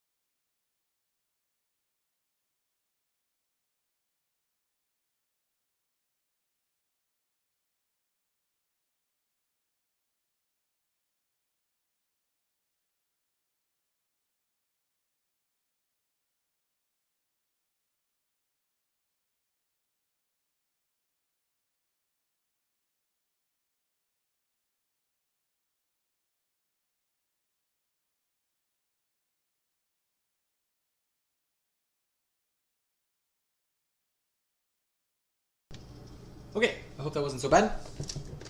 You got to watch it turn from a bunch of random stuff into a nice little goop. Hella thick though.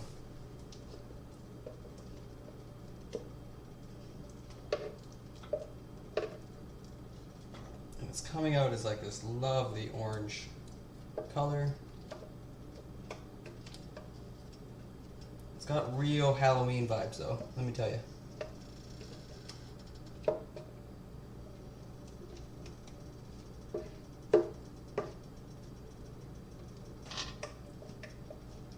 Get every last little piece. Okay, so this is the before. It looks kind of thick. Now we add our coconut milk.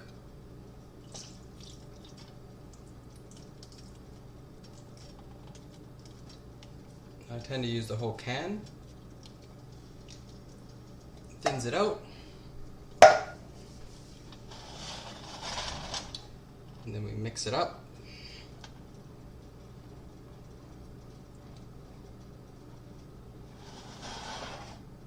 Let's see if you can see this. This is a really lovely part.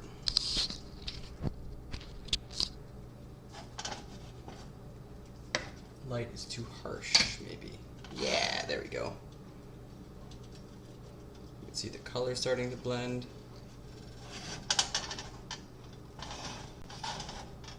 See if we can just bring you over. Woo!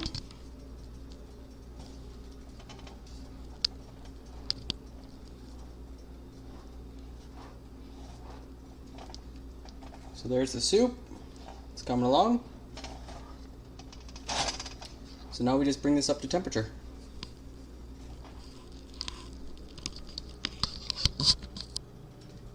We got our grilled cheese about to happen. This is nice and hot.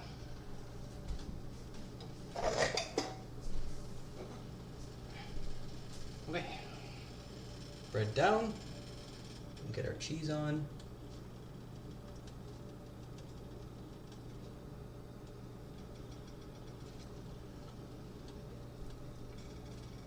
I'm being pretty sloppy with this, let me tell you.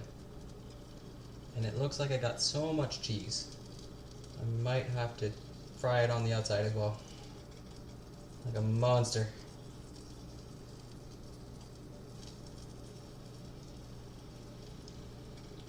Alright. Grilled cheese on the way. Yeah, pog tasty. I'm super excited. Let's see how it tastes.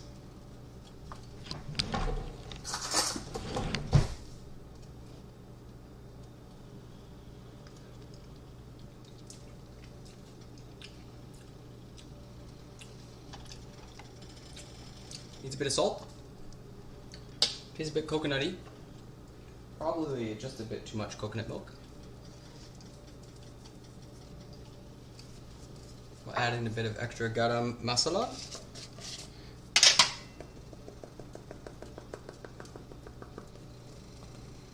Ooh, and I should work on cilantro. Cilantro and green onion. Oh, I think I gotta crush up cashews too. I'm way behind. Because that cheese is melting.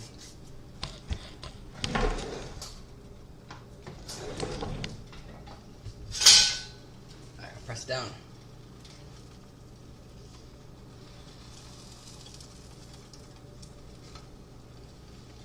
There we go. Okay, I'm gonna get to chopping.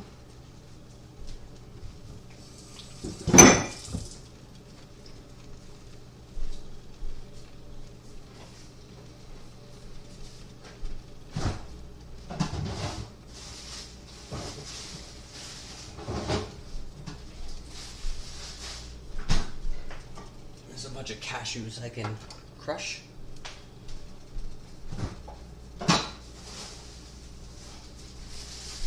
Now, if there are any Chinese markets around you, they got really good value on nuts. At least the ones in my area do.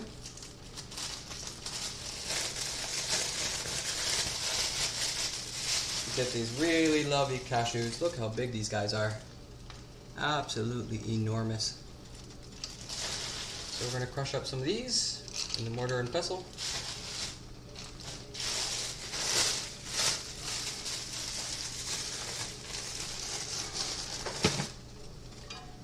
Check on our grilled cheese. It's getting there. Cheese is starting to melt. This is coming up. This is almost right where I want it. I'll give it another taste soon.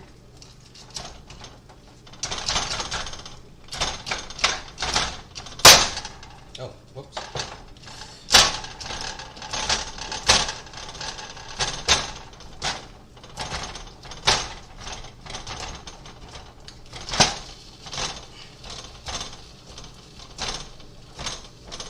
Okay, time to flip the cheese. It's starting to melt. Oh yeah, baby. Let's get you in on this action. Accidentally breaks stove. Yeah, I mean, like, come on, look at this. Oh yeah, baby. Golden brown. We're gonna put some cheese on that, because I'm a monster.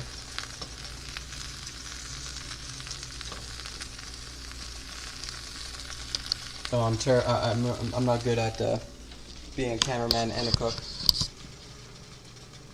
Okay, cashews look pretty much done.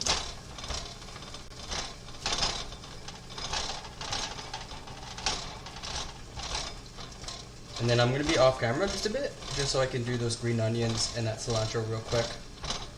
Be about 1 minute. 1 minute, chef. 1 minute.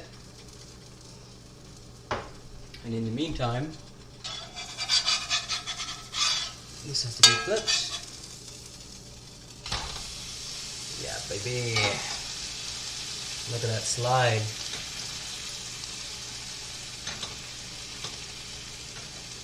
Okay, turn that right to low.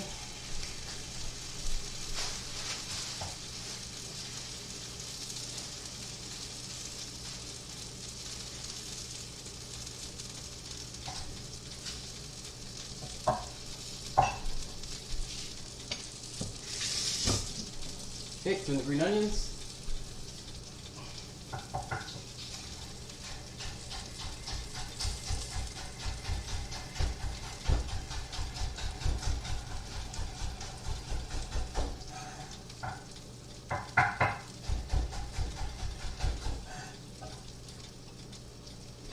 Okay, seems like I can chop pretty quick when I'm under pressure. Oh my god. Oh my god. Oh my god. Ah! Look at that fried cheese. Ah! Looks so freaking good. Oh my god, I'm freaking out. Okay, keep calm. Keep calm.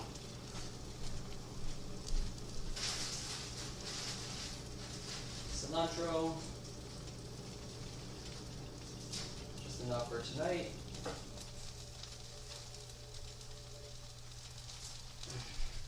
Give it a quick rinse.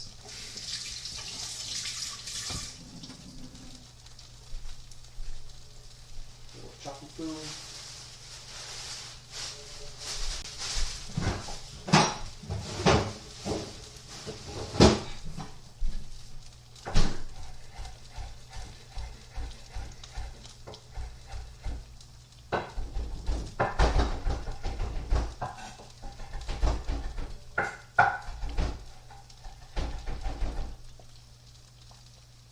Okay, I think we're ready. I think everything's ready. We got grilled cheese. This is starting to boil. Turn that off. Grilled cheese and co. It's fucking amazing. They just serve grilled cheeses. Oh my god. Yeah, the double fried cheese is honestly, it's for you. It's just for you guys. You're gonna see me punish the lower half of my body so the upper half can have just a bit more joy. Okay, we're gonna ladle this, we're gonna cut this. I'm going to serve. Yeah, that looks fantastic.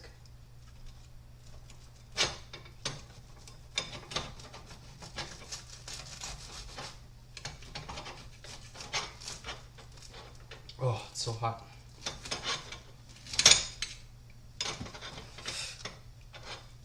Oh, come on now. Messing this up right at the end. So cheesy, I couldn't cut through the cheese. Okay, so it's a bit sloppy. But there's our cross section. Oh, it's a terrible cross section. Better. Looks a bit greasy actually. If I'm being painfully honest. Now it's the soup.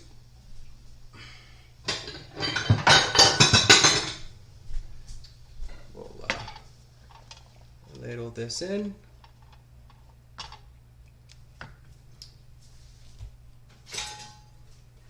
It's my least favorite part of making a soup. You actually have to use the ladle. You dig a greasy grilled cheese. Well, this is greasy as a trailer park porno, let me tell you. Okay, we're ladling in the soup.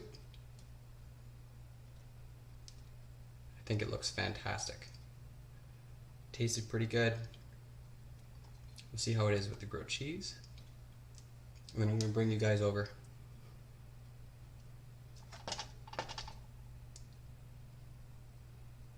Now this soup, cheap to make, very filling. Very, very, very filling. So we need cashews.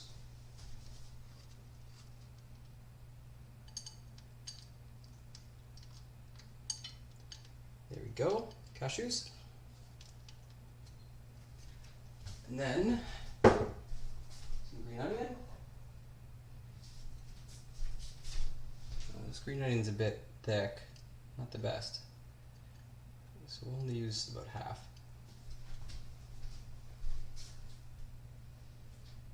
Cilantro.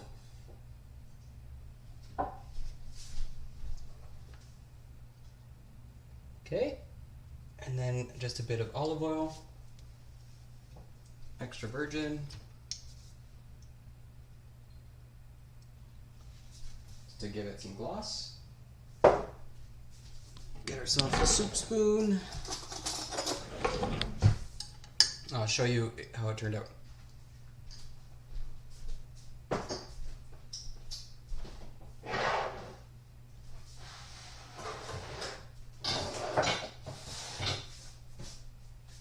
Okay, I'm gonna move you over.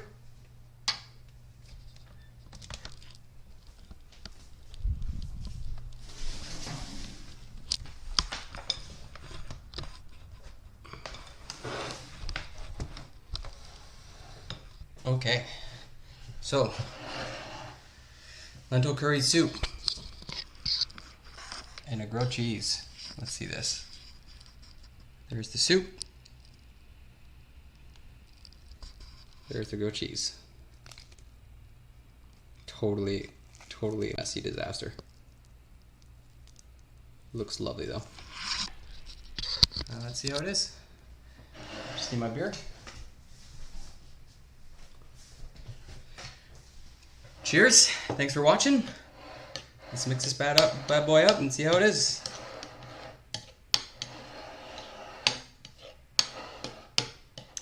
Yeah. Very hot, first of all. And I know this is going to be greasy.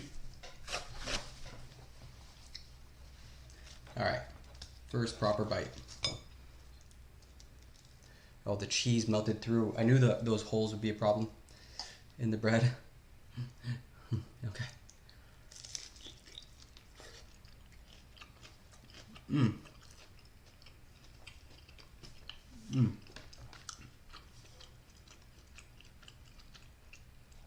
Crunchy, chewy, bit spicy. Oh, thanks, Momo.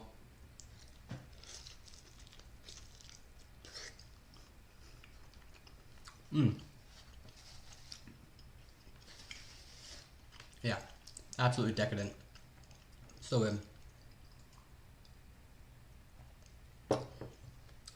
And all in all, this is probably cost less than $10 to make.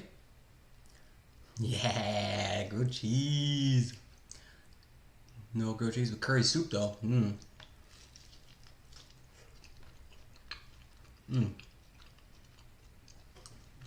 I think it's tomato soup. That's the common one. Grilled cheese and tomato soup, like that's a real dish.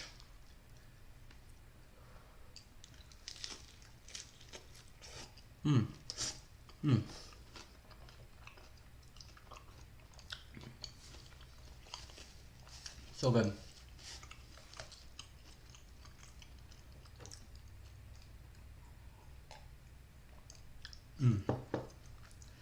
So yeah, I think this is gonna be the series from now on. Rich food for poor folk. I think maybe next week it's gonna be something simple like candied cashews, you know?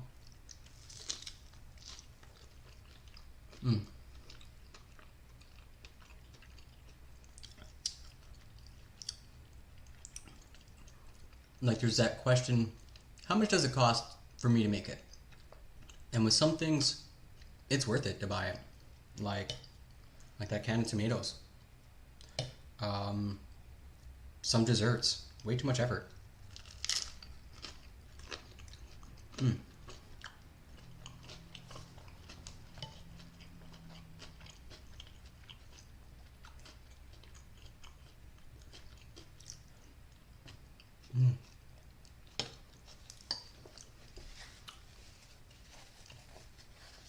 Ah, so tasty. Yeah, thanks.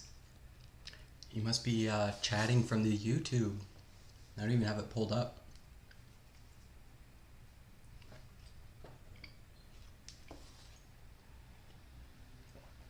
You should put the soup on the back burner so we can still see the grilled cheese. Sorry, I missed that message. I didn't have my YouTube chat up.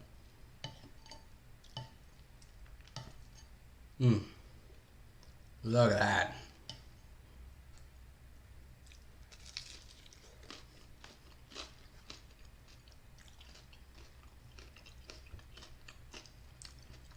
It's true.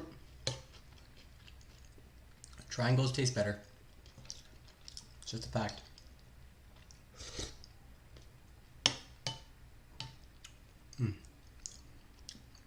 Yeah, man.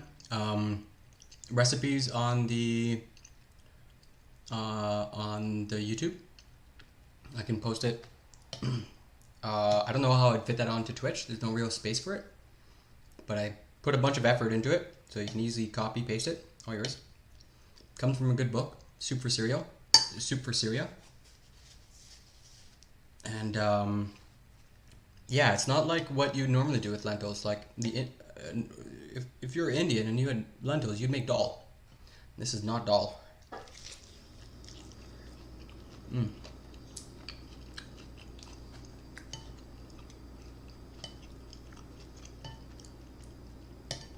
Definitely inspired dal. It's kind of like making a curry, but without like the meat or something.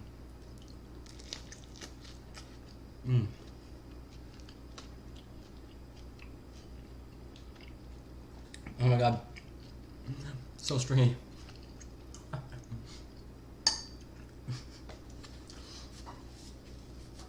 Degen stream. Oh god. This is how I party. I drink 2 beer instead of 1, and I have me some grilled cheese.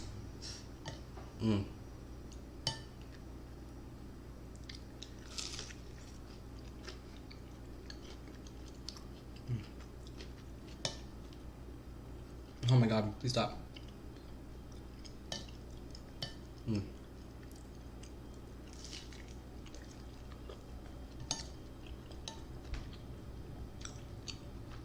Strong recommend.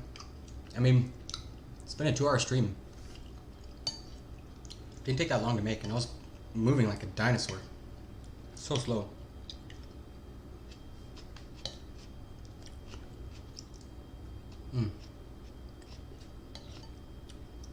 Freezes really well.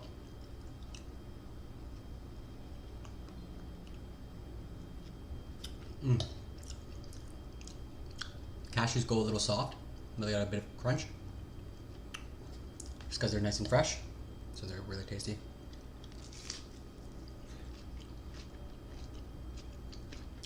Mm.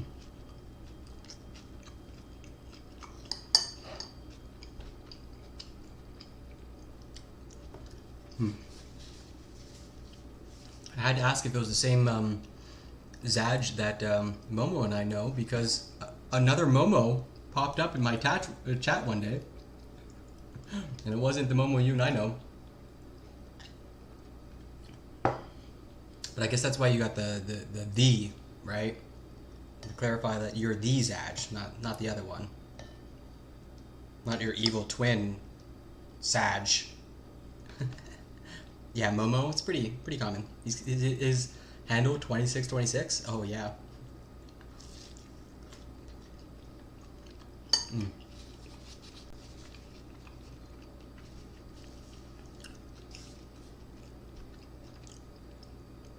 So now I gotta figure out how to turn this into a YouTube video. Start cornering that market. All those poor people who have access to the internet and computers. Mm.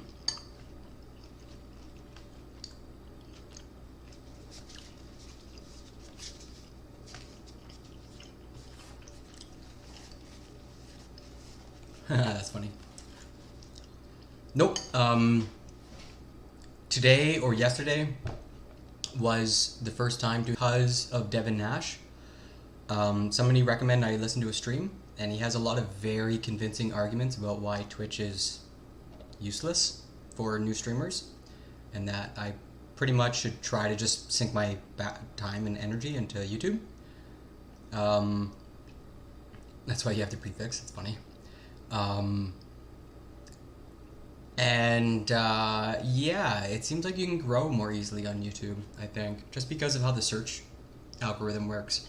Unless I get like super lucky and like somehow make it above 100 people, I think you just kind of get sucked into obscurity on Twitch. Mm.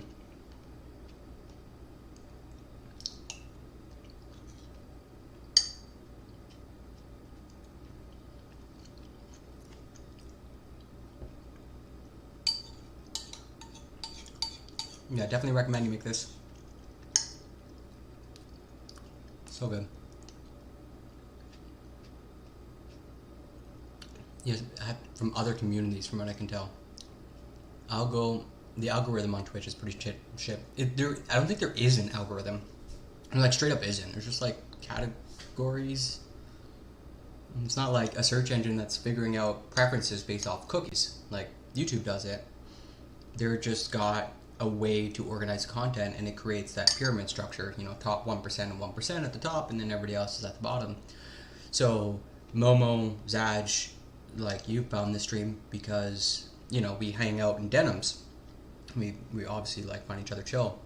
And so if you're starting somewhere new, you gotta kind of build social equity, I guess. You gotta like find the communities where you're comfy in, or that you would even want to tell people you're streaming. A lot of people in my real life don't even know what Twitch is, haven't heard of it. So you really kind of have to like chase down communities that are on it. But like, Twitch is terrible, so you have to find communities outside of it. It's a little, I don't know how to thread this needle, to be honest.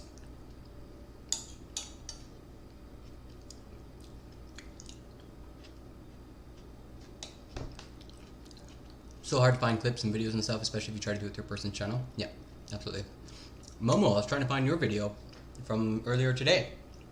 He did a stream. I wanted to watch it. I got back from that party and wanted to listen to it while I was hanging out, and I couldn't find it. Bigger user base, better search engine. The onboarding I'm not so sure about. Like, Twitch is the face of live streaming, but Devin Nash is like, YouTube's going to overtake them. They're going to have absolute market share in like 5 years. They're just going to take them over.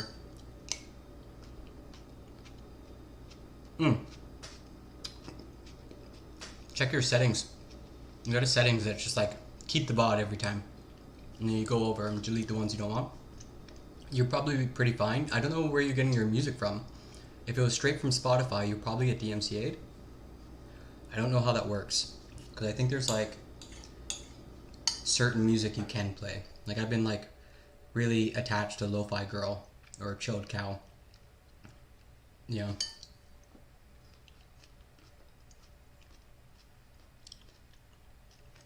Wait, actually? That's crazy.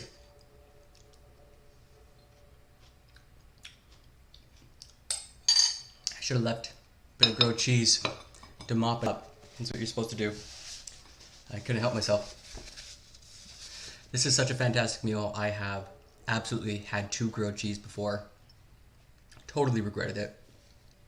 With the double cheese on both sides, it's disgusting. It's too much cheese. Next time, normal grilled cheese. The bread soaks up everything. I think the double grilled cheese just makes it a bit greasy. Should have just added more cheese into the middle. Would have just melted out more. Absolutely delicious though. So good. I'm starting to sweat just because it's a bit spicy.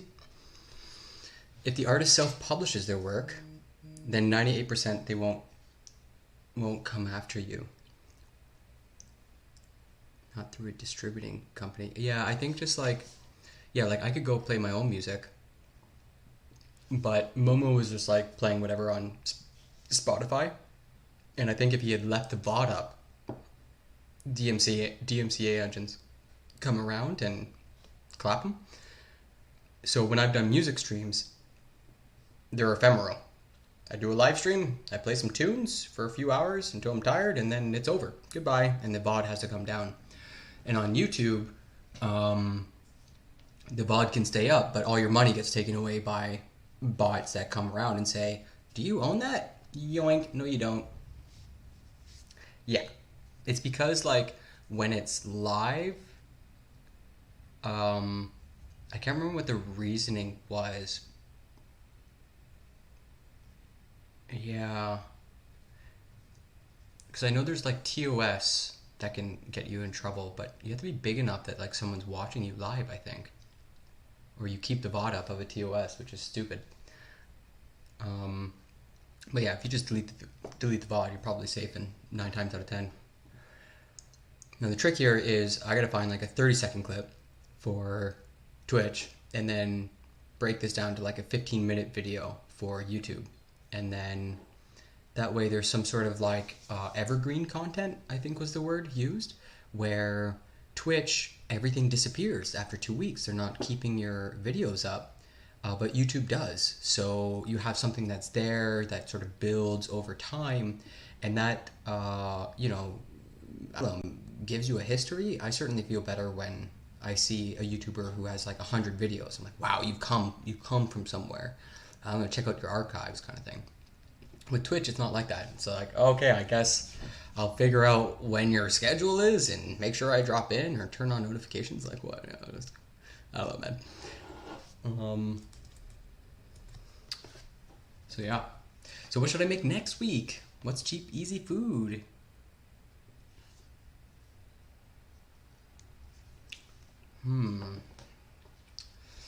This was pretty cheap. I'd love to try to figure out how much it cost me.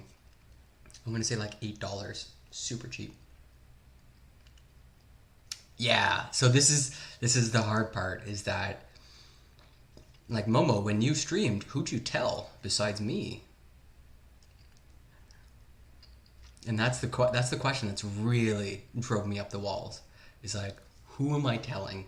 How am I getting that message across? And to be fair, the cheese probably bumps that up to a solid $10. Few people in denims. Yeah, exactly, right? So you have like your community that you think might join, and they may do, but that process, like, you'll never be able to scale it because you're always privately messaging a few people. You got to kind of get them to onboard on a platform where it's publicly accessible, like a Twitter or Facebook, Instagram, whatever. And that's where I'm struggling, because who you are on Twitter might be different than who you are on Twitch, and I might be able to like get a few people from Twitter onto it, but you have to grow it, and I'm growing it from nowhere, from nothing.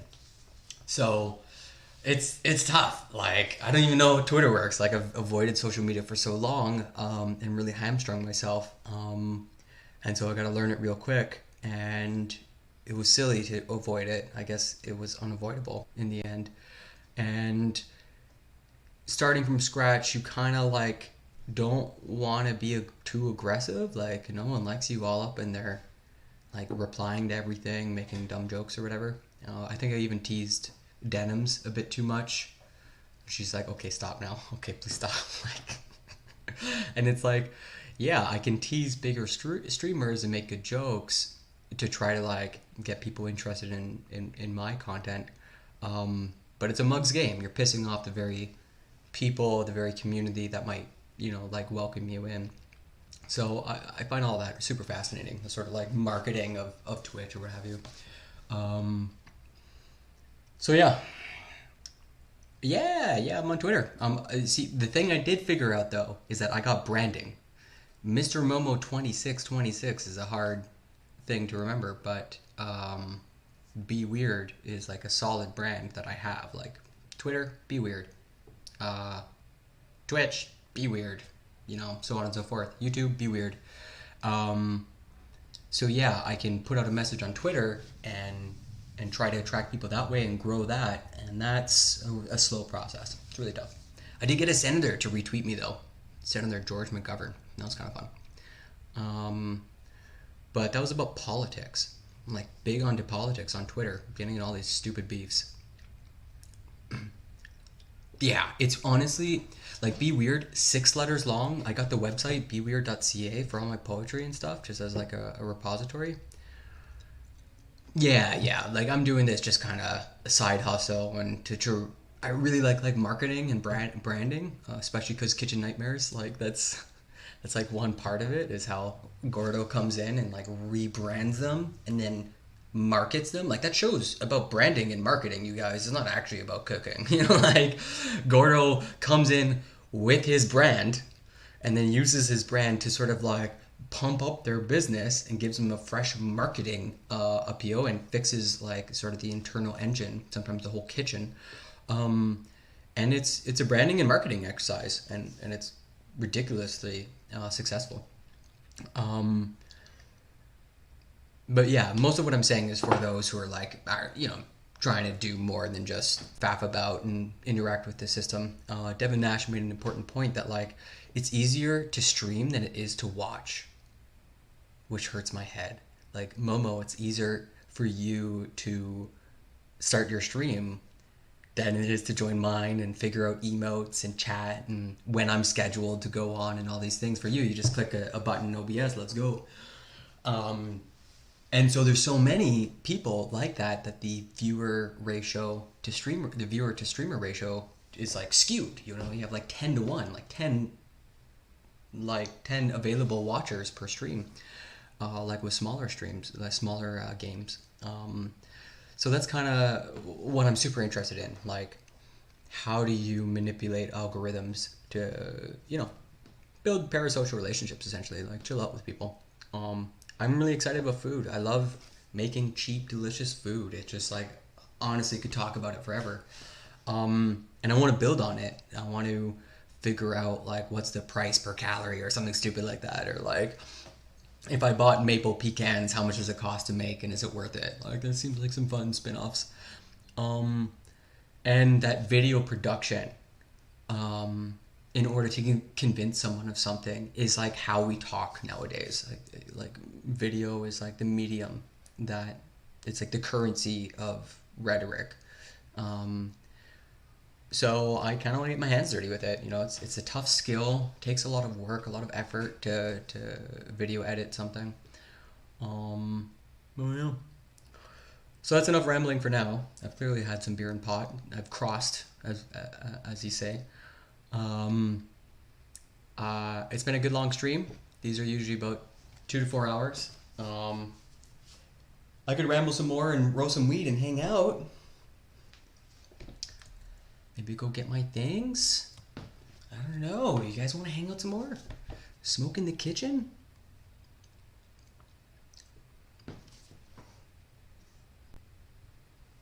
Get my plans going? My kitchen's a disaster. That's the real hidden cost of cheap food. And that takes hours of time. You don't mind? Yeah, I'm gonna go roll a joint. Yeah, that's another thing. Like, can I make food that doesn't take so bloody long? Like, it's easy to make cheap food taste really good. You just gotta put a lot of time and effort into it. You know, as you saw.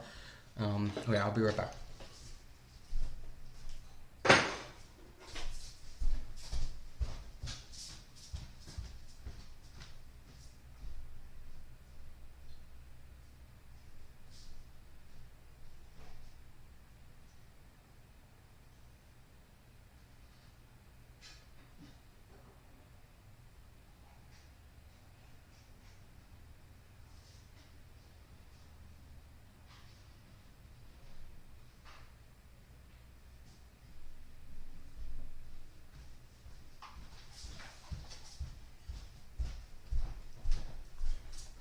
Now the part I haven't figured out, yeah, only like 20 minutes.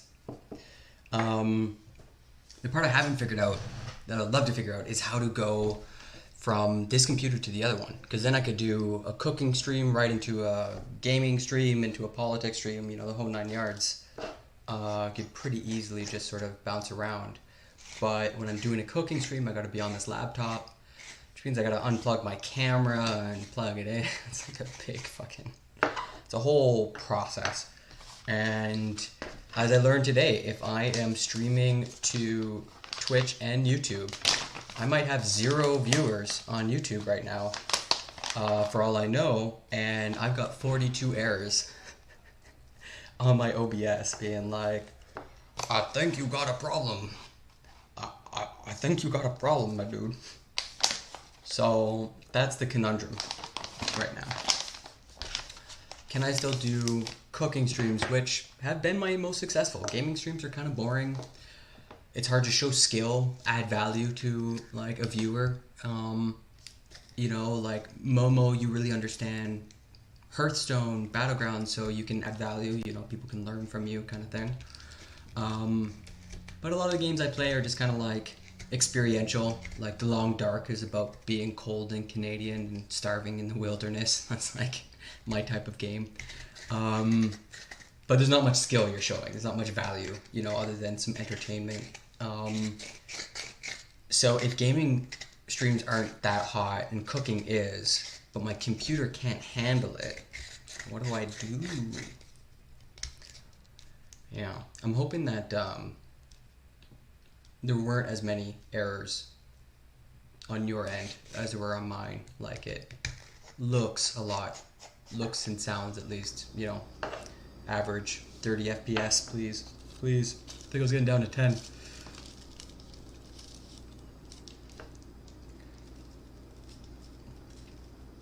It's all about that frame rate. And there's no way I'm buying a new computer just to stream. I'm really jealous of like NMP LOL's cooking setup. They got like a whole nother camera just to give you the, like those inside shots.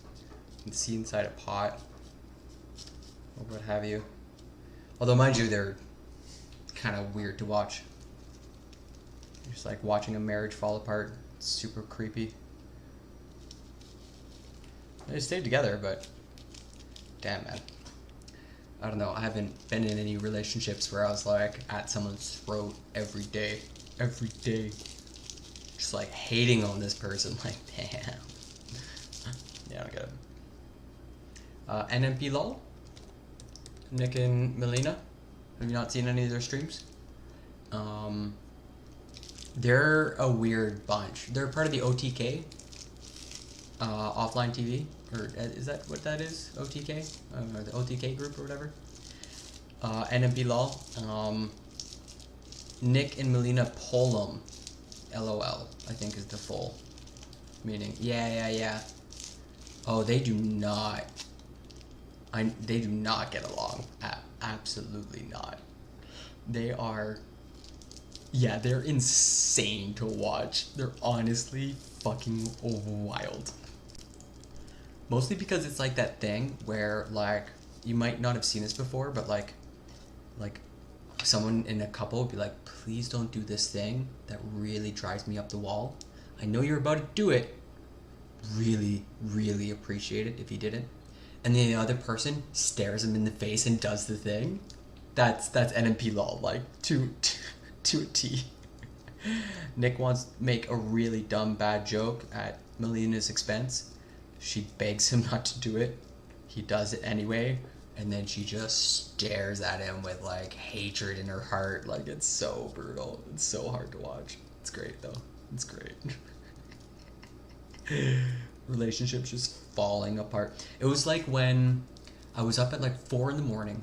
and I was watching XQC, and he's playing Grand Theft Auto roleplay.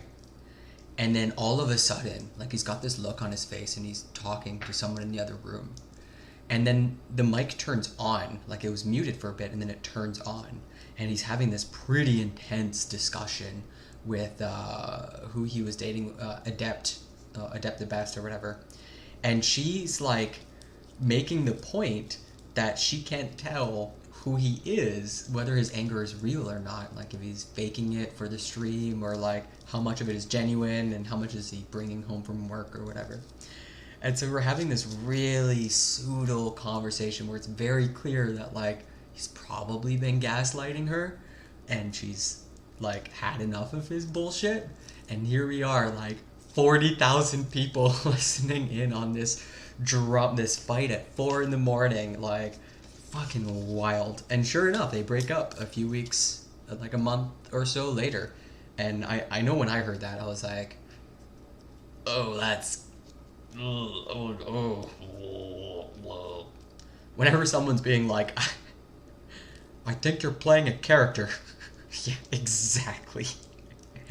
Just weird. Oh god. Oh fuck no. And he was still trying to play it off like, no, it's a fucking character. It's a character. Like an actor coming home. Just being like, no. The anger is all an act. It's like, yeah, okay, alright, okay. And that's like all I needed to see, right? Like, you see certain fights and it's game over. Like, some fights are they just end things. So I'm gonna unplug you and move you to the living room, because then I can smoke in peace and not stink up my kitchen.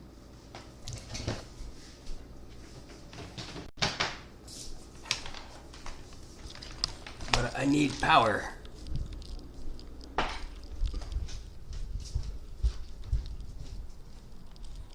Well, Joe, have a smokerino, and then I'll end the street. Move on with my life. Maybe do some homework. Oh my god.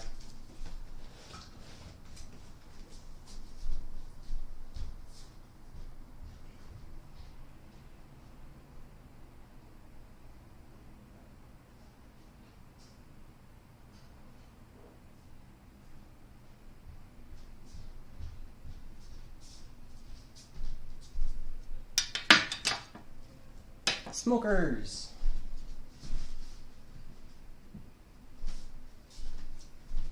Pog.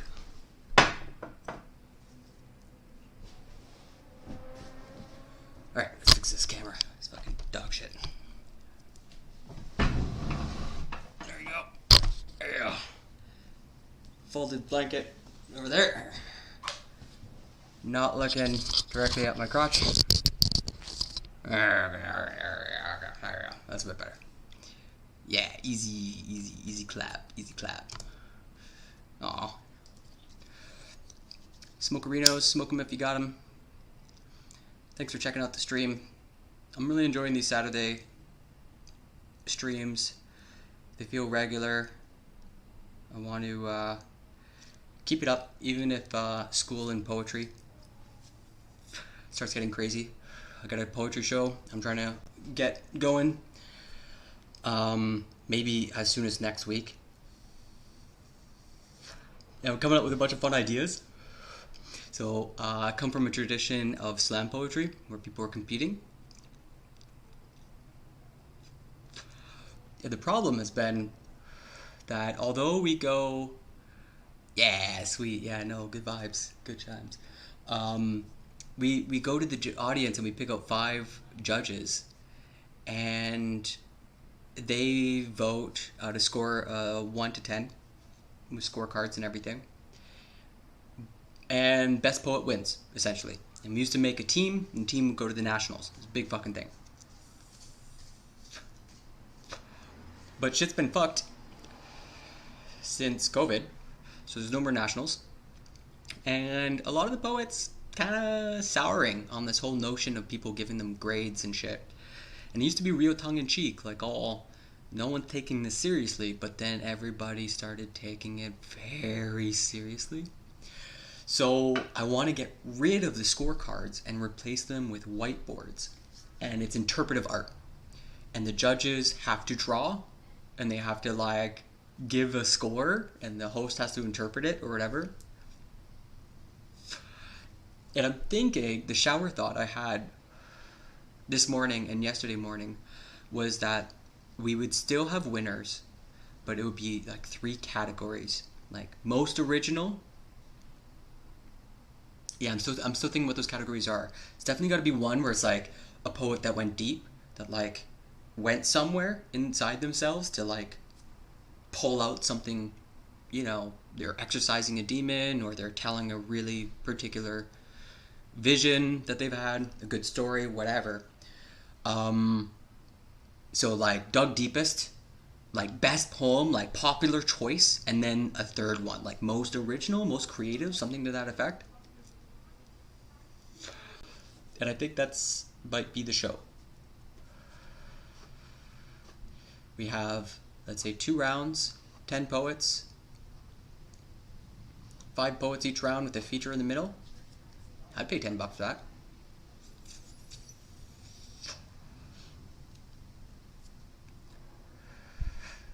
And if you've never seen a slam poetry show, it's fantastic.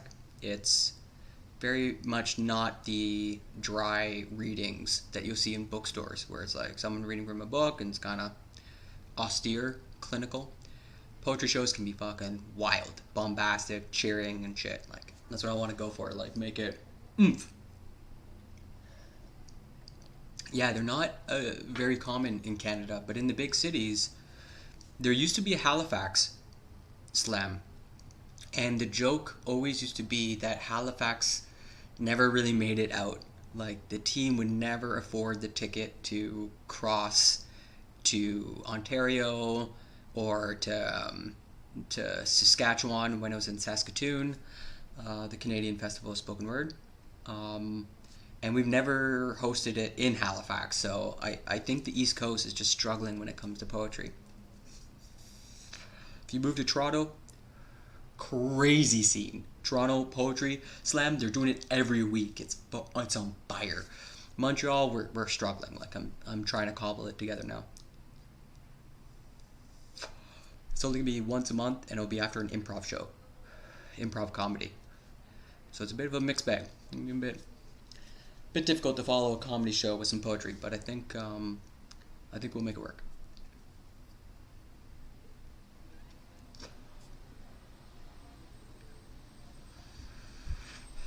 And hopefully, I'm just going to be pulling strings from the background. The dream is I don't have to host. I don't have to do door. I don't have to do anything but handle, like, crazy problems.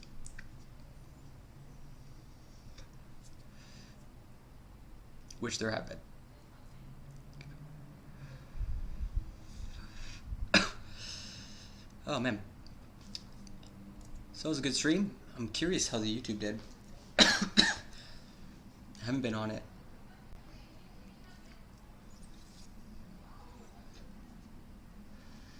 Now, YouTube's not really known for like live streaming, so I'm not really sure. Probably should have switched to just chatting.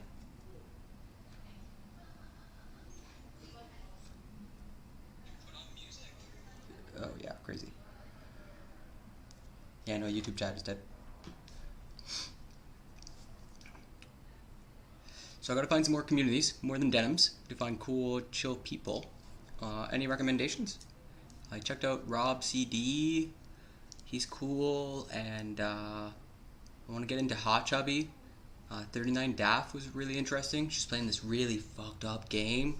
I have no mouth and I must scream. It's like this ancient, like, horror game from like the 90s that's based on Philip K. Dick, the guy behind Blade Runner and all that shit. So yeah, cool streams.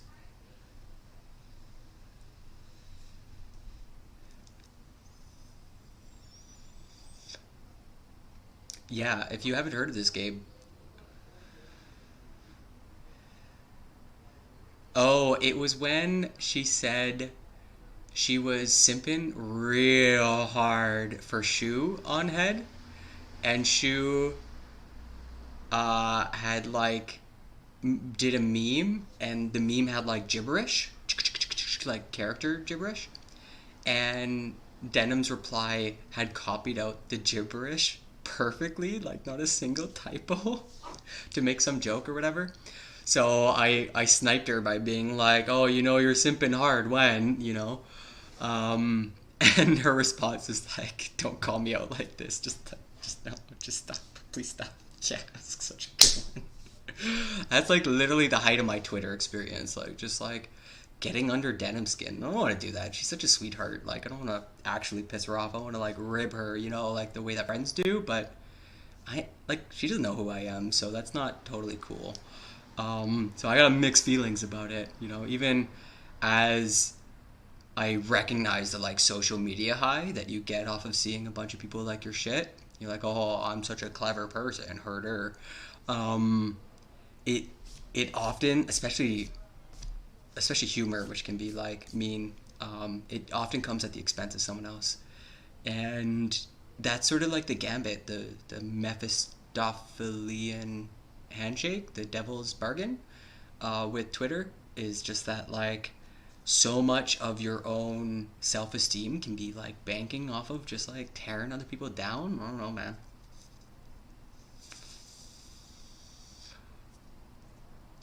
Jodo say, yeah, she has been really good with banter. Stop, please stop. Like she does good with it, and I think like it's part of the reason I've stuck with Denims for so long is that she's done a really good job at like picking which jokes to respond to, and um, I don't get people who go for each other. Well, it's like what was this thing I read? It was like when we make bonds, we often make bonds like over a shared disagreement. Like we might both really dislike Trump, let's say, and so we're friends now, rather than we both really love Biden and so we're friends. Maybe a political analogy is bad here, but you get the point. Like, you know, X person is a piece of shit. Oh yeah, I totally agree, you know. So I can see that as an economy on Twitter, like a churn, a whole like what is it, supply and demand, and that's I fall into that so badly. Yeah, that's it. Like I used to be a debate bro. I'm a recovered debate bro. I'm gonna be perfectly honest, and like the whole atheist thing. Like I'll still sweet and polite, but very much like a bulldog. If I'm in an argument and you're willing to talk with me, I just won't stop. Like you, I will go forever. I'm a persistence hunter, persistence debater. Um, but it's not like leads to bad vibes or people just get kind of annoyed. And on Twitter, you don't get that same level of exhaustion because it's an endless stream of people. So you can just always scratch that itch. Yeah, yeah, exactly. It's like so hard to be actually invested in Twitter like as a real human being.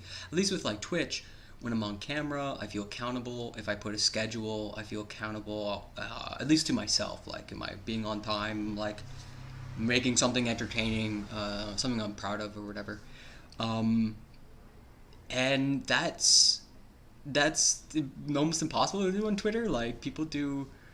Well, we have Twit longer to do substance.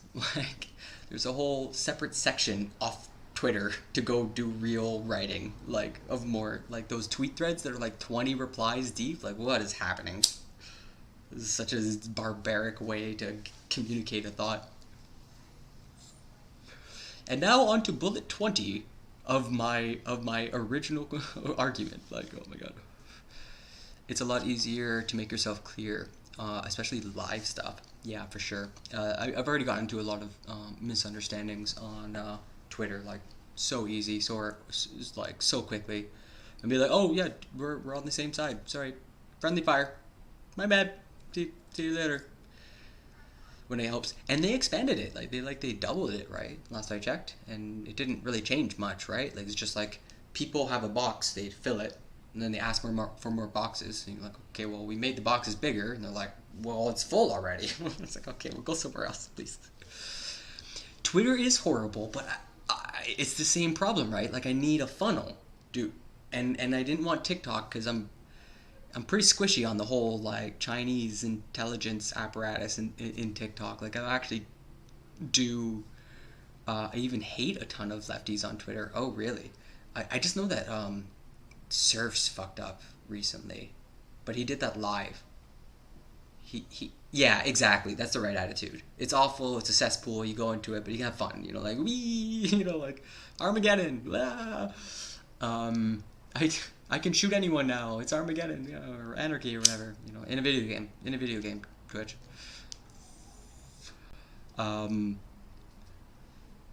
Yeah, but you need Twitter, you need the Instagrams, you need the Facebooks because Twitch is dead. Like you're a small streamer, you won't get fun. Black separatists. Oh no! Pick your battles. What are you doing? Twitter is for shitposting and bullying chuds. Yeah, that's the real take. I had after the Vosh debate, I was just like Fallout. I haven't actually gotten into Vosh yet, to be perfectly honest. I'm not really sure what the appeal is. I might have gotten over it. Professor Flowers. I don't know who that is. Enlighten me.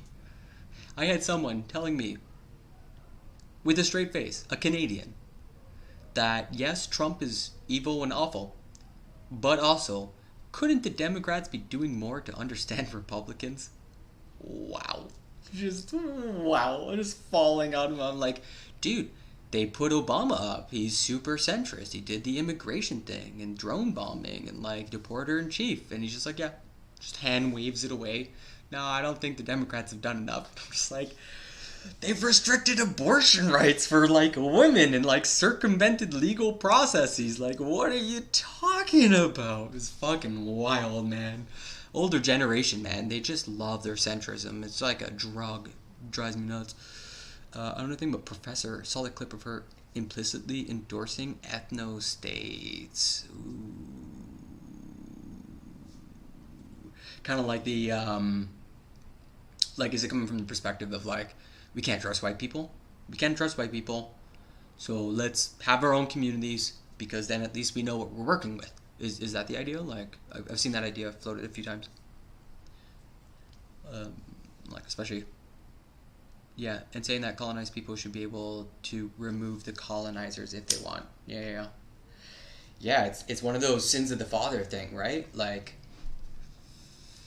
wait, why is this wrong again now? If it was right before, and you guys got all the wealth and power, but it's wrong.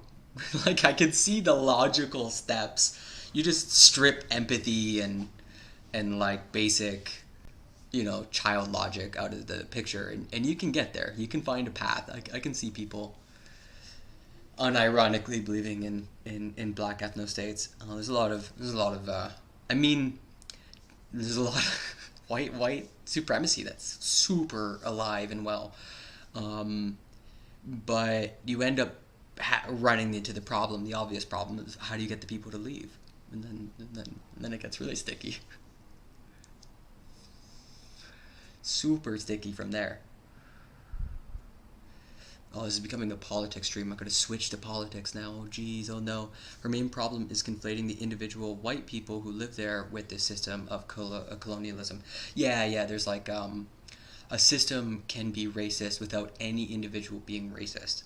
But that being said, a lot of our institutions that are like hella racist, like yeah, they're welcome. They're racist, so racist people feel welcome there. Like right now, there's a big issue in Canada. On the West Coast, there's the Fairy Creek protest, quickly becoming one of the largest acts of civil disobedience in Canadian history, and the footage is pretty shocking. And it's, of course, RCMP officers who are doing the violence. And they're the ones for it. They're built for it. They're built to enforce the will of business and politics over the say of like culture and essentially indigenous rights.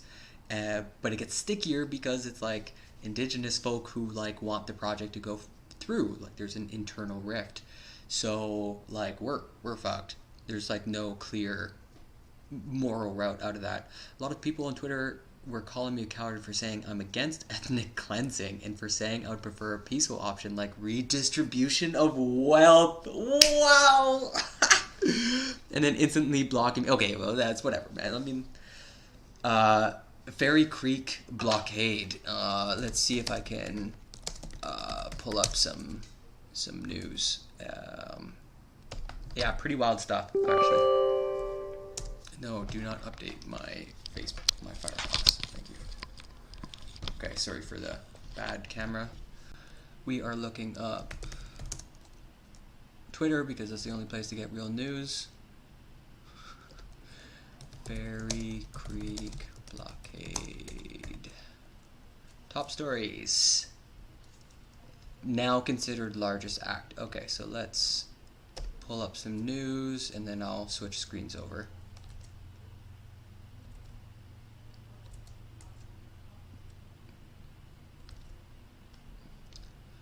Yeah, okay, so let's see here.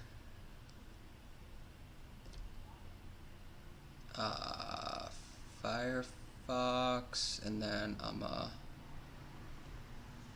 drop my camera to the side. Boom. Boom. Just comme ça. So yeah, Fairy Creek protest on Vancouver Island, now considered the largest act of civil disobedience in Canadian history. 882 arrests. Wow. Holy cow. At the old growth logging protest on Vancouver Island. With 882 arrests so far, the old growth logging protest at Fairy Creek has now surpassed Clioquo Sound as the largest act of civil disobedience in Canadian history, according to BC Green Party leader Sonia Furstenau. Okay, so that's just according to the Green Party leader. We don't actually know if it's true or not. Quote, the civil disobedience occurring at Fairy Creek is the public taking recourse against government that refuses to act, said Furstenau in a statement calling on the provincial government to do more to protect old growth ecosystems. In 1993, 856 arrests were made during months of logging protests at Clioquo Sound, which became known as the, quote, War in the Woods. Whoa, look at that picture. All the people lying down. Oh, I haven't seen chat. It just pisses me off because people are saying that Vosh fans are mischaracterizing Prof. Flowers, but saying she was okay with genocide. But she said she was okay with forcing white people to leave and that would be considered genocide, I'm pretty sure, if not at least ethnic cleansing.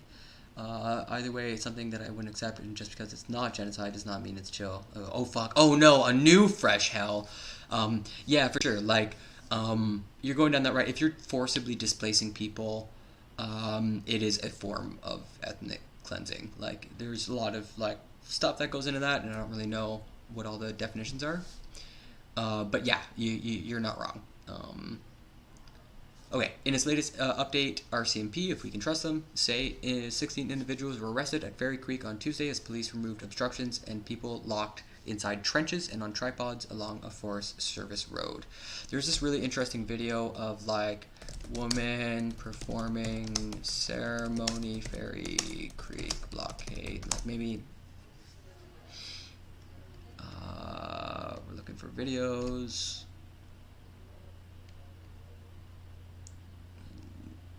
Was it here? Oh, this is the problem. See, I'd love to do like a just chatting, but I feel like I gotta curate so much. This is 2021, August.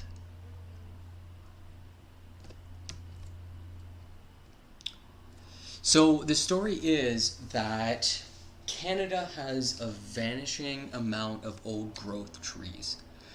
And what is the value of old growth trees isn't entirely clear. I think you would get a very different answer from ecologists than you would from like logging companies. And so, if I understand correctly, a native community that has rights over the land has sold these rights to a logging company that is now doing its job, and people have protested and said, no, you can't do this. We need these trees to survive climate change. Now, I'm pretty partial to this position because we're kind of locked in this very strange stasis where here, I'll just make my screen a bit larger. We're in this really weird political moment where we're not really doing anything about one of the scariest things to face us. So yeah, I get it. There's a lot of calls to like do direct action or whatever. Oh, I see the problem here.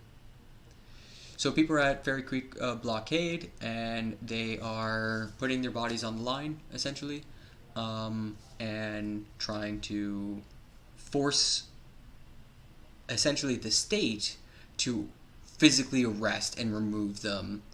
And generally, you want this done peacefully, but like, yeah, no, that's not peaceful at all. Like no, you got some people that being like, I'm doing a ceremony right now. I'm going to start smudging this whole area because I'm trying to protect the spirits that live here, and you're on sacred land. Please get off. And then you got like a row of RCMP officers that are just like decked out to the nines. And at some point, the tear gas comes out. Things get physical. So no bueno, no bueno. How did we get onto this? Oh God, politics. Oh no. See, I could talk politics all day as well, but it's always grim. It's always grim with politics. It's really hard to be hopeful. I'm a doomer. I will have to warn you. I think that's the word that I relate to. Right? Doomer? I think that's mine. It's hard to... I mean, it's tough because like poets are supposed to speak truth.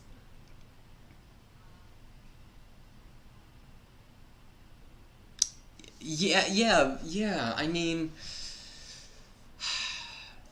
but what is there to be hopeful for other than like human ingenuity? Like we've locked in such a dark position. We're at the last couple years, last couple decades of like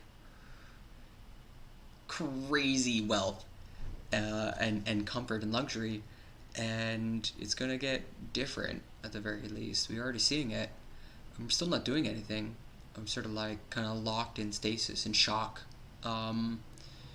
And poets have to be truthful, but we also have to be like hopeful. Like, so I'm fucked. One other thing, this person said that Vosh was pushing the white. You really still locked on this. You just gotta let it go, my dude. I'm sorry, Momo. That's like, I'm sorry, but okay. This person said that Vosh was pushing the white genocide conspiracy theory when he said that removing white people from Africa would be genocide. Just try to like understand that, okay? Like either they're in super bad faith or they don't actually know what the white genocide theory is. I just tried to focus on working on myself at the time being. Yeah, for sure. That's basically what I've been doing. That's what this is all for. This is just me kind of like, all right, I'm gonna learn some new skills. I'm gonna try to be entertaining and teach people how to make bomb ass food for relatively low price, and build some parasocial communities, I guess. Okay, yeah. Just okay, all right.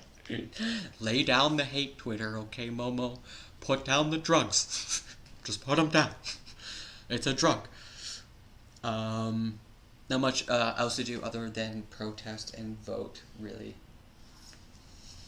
Well, that's what the direct action is all about, right? Like if you talk to vegans, they'll talk to you about like what the value of protesting and voting is. They're so hardcore when it comes to like changing people's minds. It's quite the hoot. Just gotta finish college and then do something after that. Oh, cool. What are you doing for college? I'm also in school. I went to a bookstore, and this was a funny situation. You know, it's COVID, like everything's barren. You don't know what's open, but said they're open online. Doors locked. Walk around to the other entrance. Doors locked. Checking around this place for like 5 minutes. Lights are on. I can see people. I knock. Ring the doorbell. Knock again. Call a number. Hey, I'm right outside your store. Can you let me in? I'm sorry. What library are you even at? And it's just like some totally wrong number that was on their website. And eventually go like, oh, just knock louder. And the security guard had just like kind of like left it locked. And it like he's supposed to leave it unlocked or something. He's not doing his job correctly. And the guy is just griping and complaining. All to tell me that my book wasn't there. My $200 book that weighs probably 10 kilos. I gotta go back to that stupid spot. Jazz studies and music technology. Cool. Let's talk jazz. Yo, teach me jazz. I'm so bad at it. I'm so bad at it. I'm trying to make it around the circle of fifths with shell voicings in my left hand for piano and what do you call it? Improvising on my right hand, my melody. But damn, like I break down when I hit about B major or whatever, like halfway around the circle. And I just came across this other like study that was like practice arpeggios, but like inversions or whatever, like. And then I realized I've never practiced like arpeggios on the piano in my life. Yeah, this is the problem. Yeah, no, books are the worst. Well, I've been working through it for like maybe a year and a half. Like I spent far more time on guitar, and on there like my hands work. I can do anything. I can play the arpeggios. I can play the major, minor, dominants, all that stuff. But I can't improvise on guitar. Like I haven't mapped it out in the way that I can play intuitively. It's really strange. You're also a guitarist? Nice. I'm learning on the piano right now how to play jazz rather than on the guitar for reasons. Just so that I can wrap my head around theory a bit better. Because it's just clearer. It's just 1,000 times clearer. It's just like I can actually see what's happening. And I found this book that is like this incredible piece of literature. And in the first like 10 pages, I'm like, oh God, I'm going to have to practice this for 10 years for me to understand it. Oh God, oh no. So it's overwhelming. It's absolutely overwhelming. And I applaud you. Like, jazz is an incredible way to speak to people. And we live in a society where we don't really value that type of speech. So it's rough.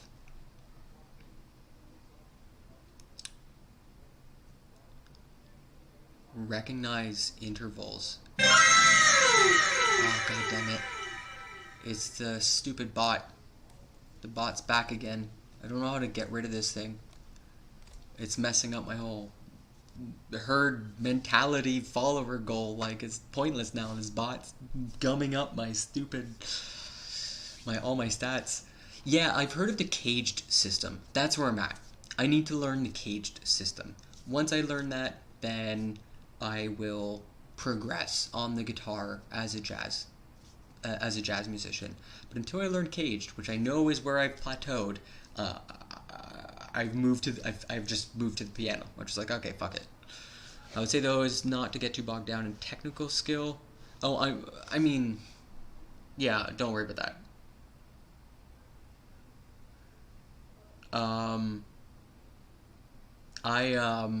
I've been playing for like over a dozen years now, so I know how I learn.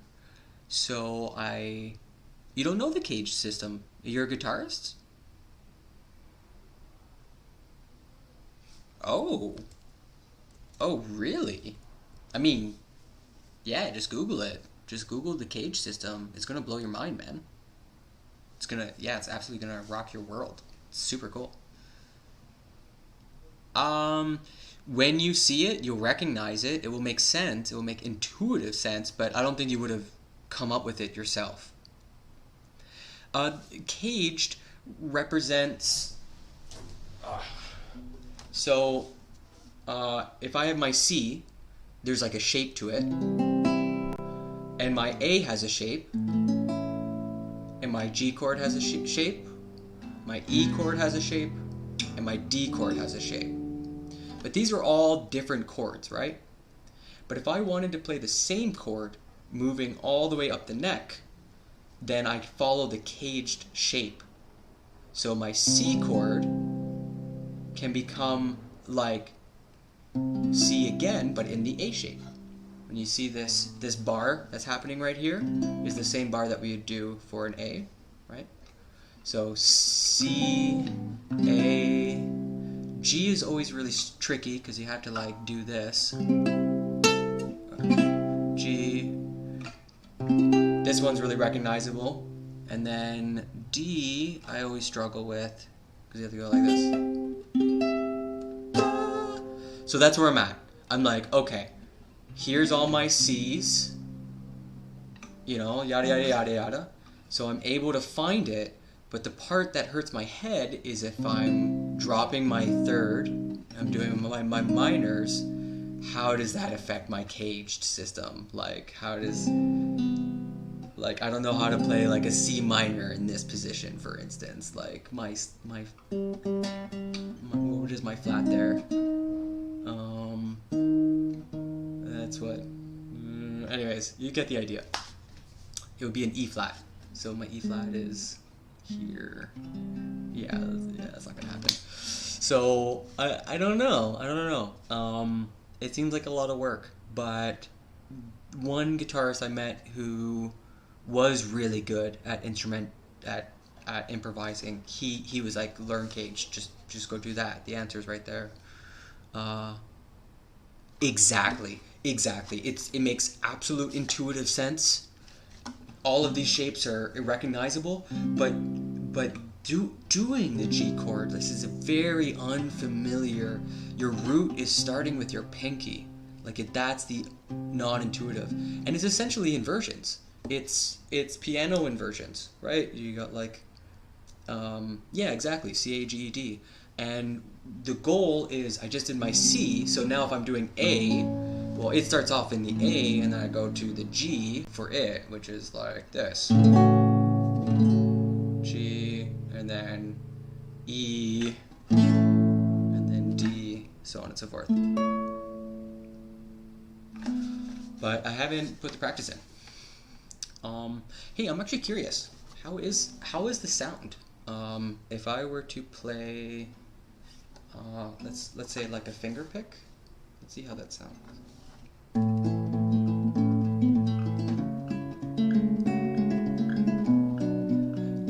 Yeah, forms of bar chords essentially. I haven't really been practicing like the stuff that's outside of my comfort zone. Just been doing a lot of comfort zone stuff. So, it allows you to play the same chord all the way up the neck, and it helps you remember where that chord is up the neck using C-A-G-E-D. So if we have the C chord, if I want to find the C chord again, I started off with the C shape, so the next letter in caged is A, so I look for my A using the root, the same root. And now I'm looking for the next one, G, And I'm still trying to play the C major chord, but I'm doing it in the G shape. And this helps me find the notes that make up the G chord, or the C chord, which is usually just 3 notes. Yeah. Not quite bar chords, but you do bar your finger for some of the shapes. Not a bar chord C, but C, like when you get that C shape in other positions, like let's say I started with A, like some of these are real bar chords, like your whole hand's engaged. Another bar chord.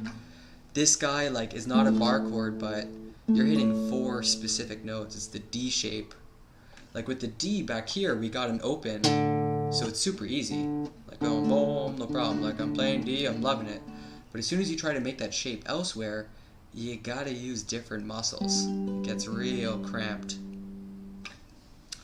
So the reason you would do that is so that if I wanted to play the C chord, but I'm way up here, I'm making melody notes that are just like up here, and I don't know where my C notes are in my C chord. If I know that C, A, G, E, then D shape, okay, I know my D shape has the C chord way up here. That's the value. So a lot of people play chords, you know, we're having a great time. Cool, you can go really far with that and keep doing that. Being able to play chords and sing is a tough strategy, but or tough like skill.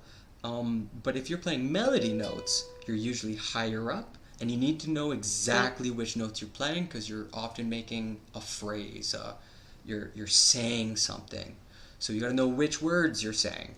And yeah, if you know what shapes your C chords are in, then no matter where you are, you're comfortable. Most of the shapes in the diagram of cage I know in relation to 3 inversions of triads on the 2nd, 3rd, and 4ths. Yeah, it's all the inversions. Most of the shapes of cage I know in relation to 3 inversions of the 2nd, 3rd, and 4th strings. Yeah, exactly. That's exactly what's going on. Somebody took the inversions, just noticed like, oh geez, there's a word there. Let's just use the word to help people remember what's next in line. And that helps you get, like, string them. So if we didn't take C, we took G. Well, the next letter in the word caged is E, so I know I'm looking for the E shape. And this bar chord is the same shape as the E. Right? We just got our finger over here. The hard part I've been struggling with is like, improvising and singing. Like, singing just takes so much, like, it's like exercise. It's crazy. Arpeggiating the chord that's currently being played is a great way of making sure that what you're playing fits. Yeah. If you're on one chord for the chord scale approach. Play the chord, play the scale. Oh my god. And then you know your notes.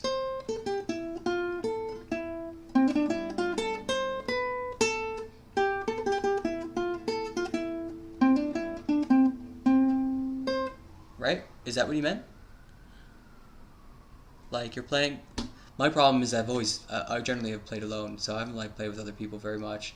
But I'm guessing like, you know, you're playing with other people, you're trying to figure it out. Okay, they got this chord, they got that chord. Okay, so now I know my shapes. I go through the scale, then I know where my 3rd, my 5ths are, and then you're laughing from there. Is that the idea? Chord scale approach? I think so.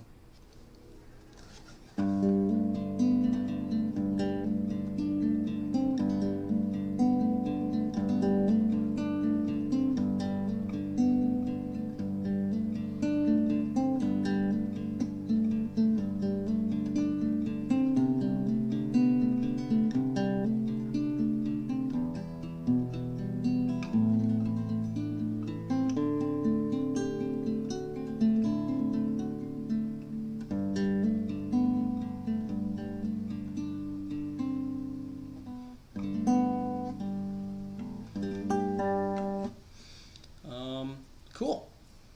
Well, yeah, chord scale just really means any scale the chord is from. Yeah. What works depends on a lot of factors, though. Yeah, that's the real hard part. Like, when do you use the altered scale? How do you even remember which notes are in the altered scale?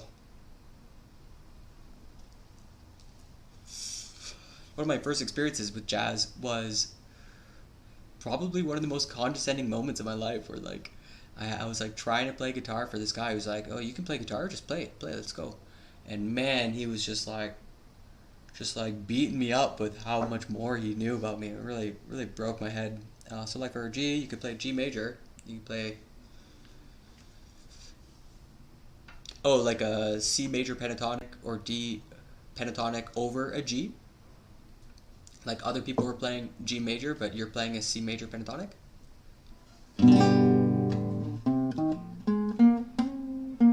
You're right.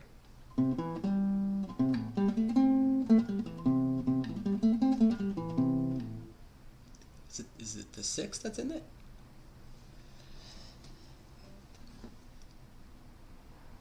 No kidding. Huh. See, I'm in a very different headspace. I'm all about trying to move between keys. For me, it's all about like I'm loving that's opened up a whole new avenue of like songwriting for me. Like the last song I wrote, I wanted to become like the outro for my Twitch stream, because it starts with like, hello to the bots that are watching my stream. Like it's like a real tongue-in-cheek kind of happy sad song. So it's got real sad notes, real descending harmony, and then changes keys, and it's bright, and it's happy, and it's like we're celebrating how ephemeral life is. I think the song is called "Why Me Worry," and key changes are fantastic. I just love that our brains are able to make sense out of it. That we can go from one palette of music to another, so long as they're like somewhat related, like physically, like the sound waves are literally somewhat resonant. It's so cool. It's like if someone could just like change languages and you understood them, but then they kept changing languages. Went from like Hindi to like Chinese to like Pakistani to English to so on and so forth. What do they speak in Pakistan actually? Yeah. No, I'm super jealous that you're studying it. I've always had to study it like on my own free time, kind of like squeezed in between other things, which meant that like I haven't had other people to bounce off of. It's always been like in a silo on my own, and I don't think that's how jazz is, meant to be played. But hey, I could play a couple chord melodies like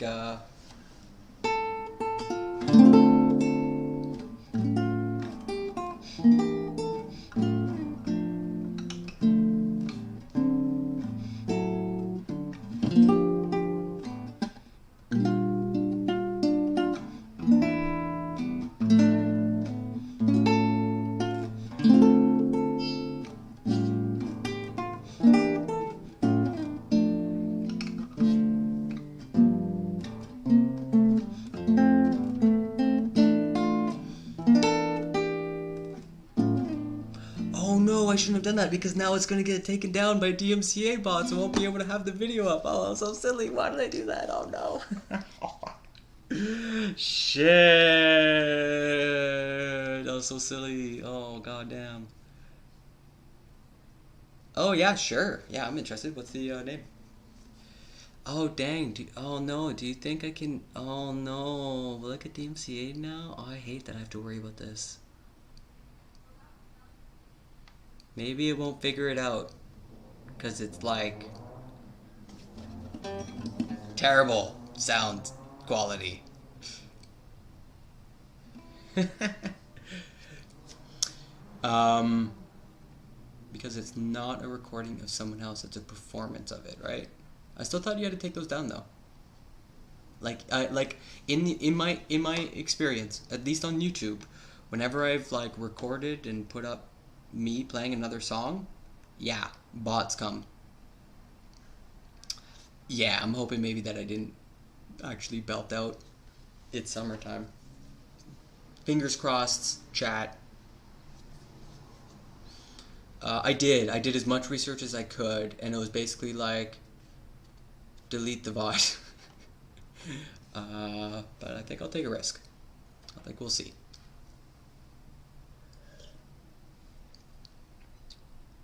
I've got 3 strikes. Aww, aww. I mean, I've only been playing my own music up to this point and talking about theory. Delete it. Take the VOD. Oh my god. No. No. No. No. No. No. No.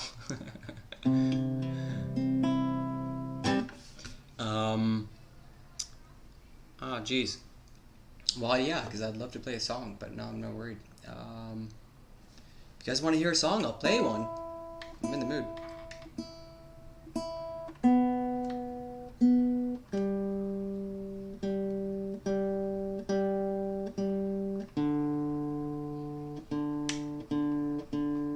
See, the problem is that, like, I'm used to, like, I'm super self-conscious about sound quality. Like, I don't really believe you guys will hear anything really clear. The setup I normally have, like, the guitar is plugged right into whatever they're called, like a box, a sound box, a Scarlett 2i2, like an actual, takes in the plug and everything. But when you play just through like these little microphones, it's a bad sound. Like that's what I think.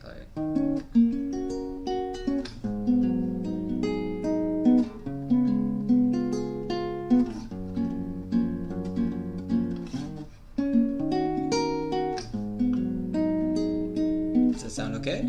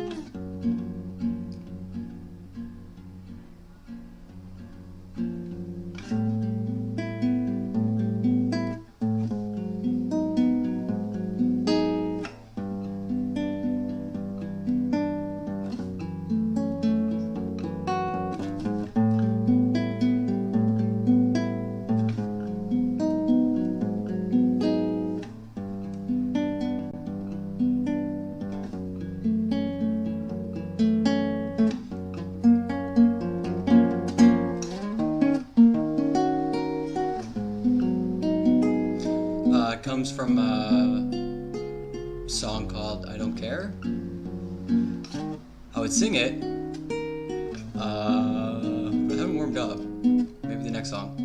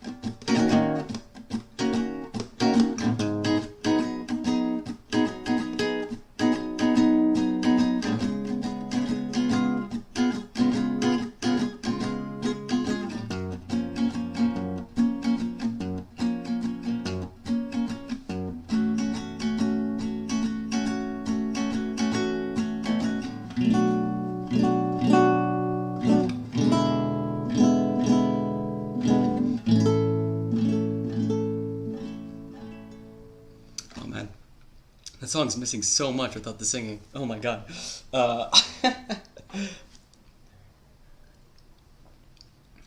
Okay, I'll play a song. I'll sing one that's a lot of fun. This is The Way She Goes.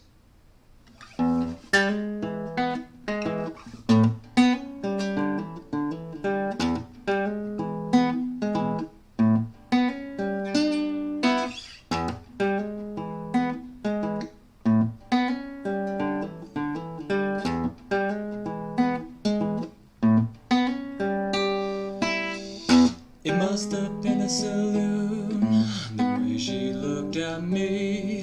I thought my death comes soon, and she would sign the deed. I wanted to get to the other side of her bedroom, but now I'm looking at the scripture of my own doom.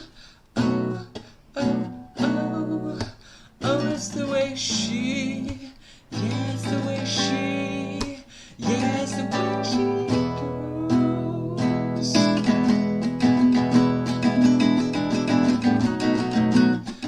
Yeah, yeah, it's the way she, oh, it's the way she, yes, the way she goes.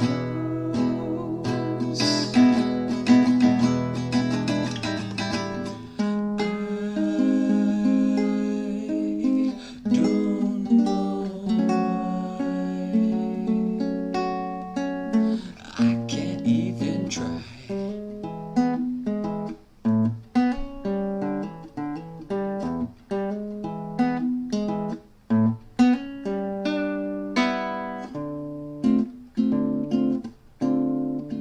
It's been a wild ride. On the other side, you can see inside yourself.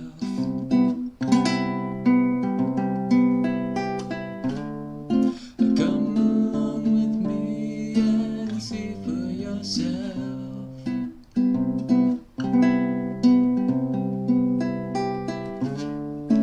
Kiss me one more time before I break the spell.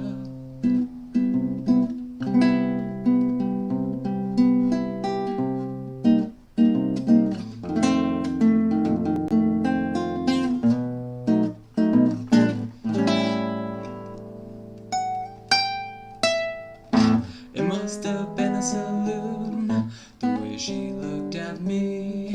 I thought my death comes soon, and she would sign the deed. I wanted to get to the other side of her bedroom, but now I'm looking at the scripture of my own doom. Oh, oh, oh, oh, it's the way she, yeah, it's the way she, yeah, it's the way she goes. Oh,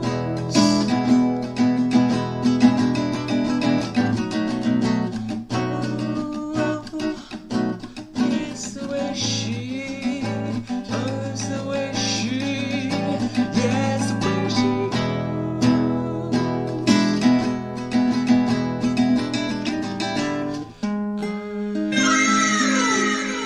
Fuck you, don't know why. I can't even try. Oh, so close to a perfect ending. Oh, jeez.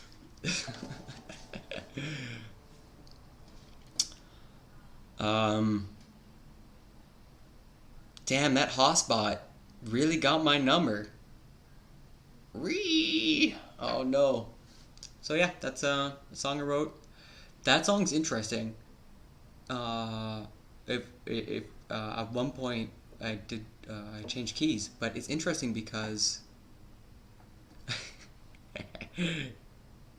oh no. Oh, okay, cool. So get this. That lick. Oh, that was smart. Yeah, that dono notification totally ruined the end. But that riff, I kid you not, I played just that, and then the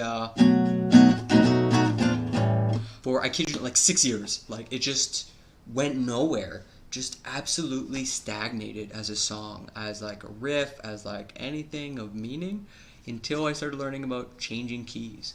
And that's when that the 251, like I'm sure you recognized it, in the key of C major, it made a lot of sense, because then I got to do that. It led me like back into the original key, and once that unlocked, like a whole song came out, like a bluesy, jazzy tune where like there's a blues side and then a jazz side, and yeah, that's the tack I've been on. And with piano, I want to try to figure out melody, like melody lines that grab you, like really pull you in, that tug at your heartstrings. With that song, like it still got the best melody. It's, you know, like I don't have the strongest voice either. It's harder to lead. Like it's harder to like tell your voice what notes you're gonna be singing. On piano, it's like this note, then that note. Like it's super clear. Okay, let's see if I get a DMCA for playing a song that's like 1,000 years old. Okay, if I get DMCA tonight, it would be very upsetting, because I've only played original music and this ancient song that's well over 1,000 years old. How does it go? How does it go?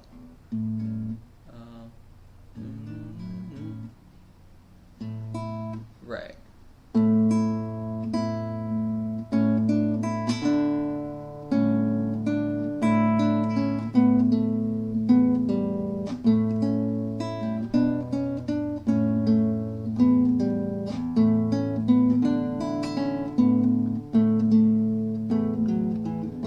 That's what I thought.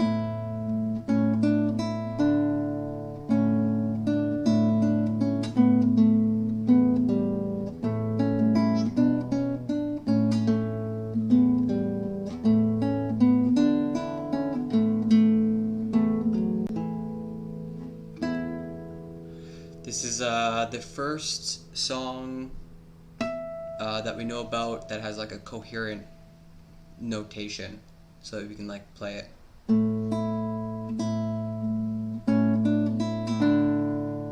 It's also super pleasant.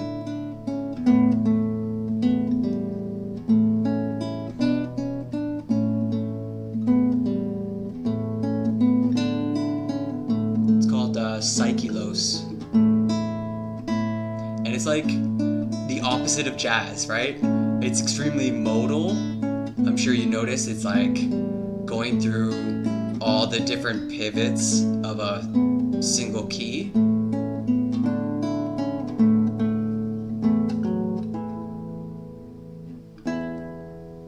Super basic, really resonant, and you can like play it as like slow or fast as you like. It's like super flexible.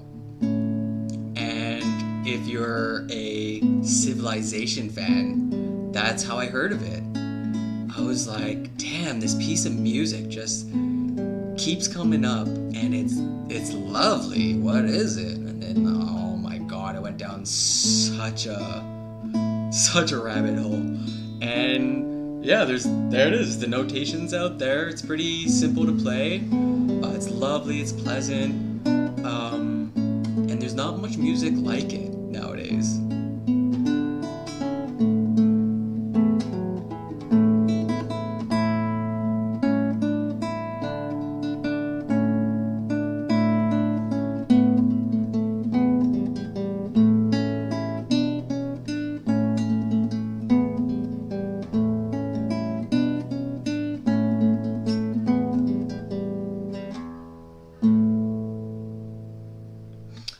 There you go.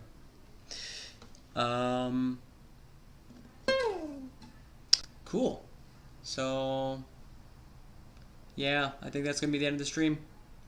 It's a good place to end it.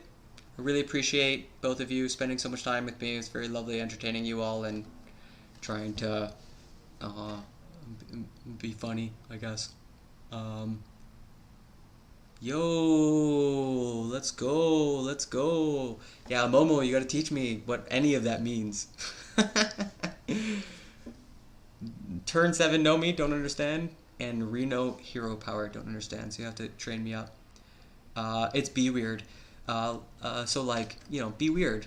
Be yourself. Be your destiny is sort of the joke.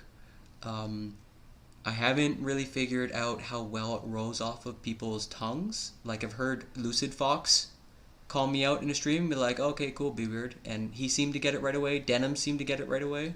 So I think I'm safe. I'm still not sure yet. But yeah, I think like be weird is like the full moniker.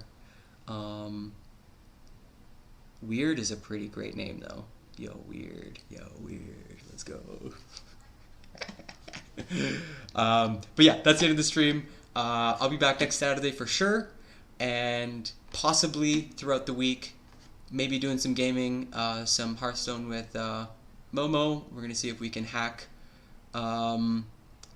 this game. And sometimes I do music streams. I've been failing at it more often than not, just because just running into weird sound engineering issues I don't understand. Yeah, we'll figure out elementals, we'll get some good meta going, good times, good vibes, and yeah, I'll see you maybe next week. Hopefully I have a bigger stream going on YouTube, it's not just Twitch chatters. But I'll see you later. Bye.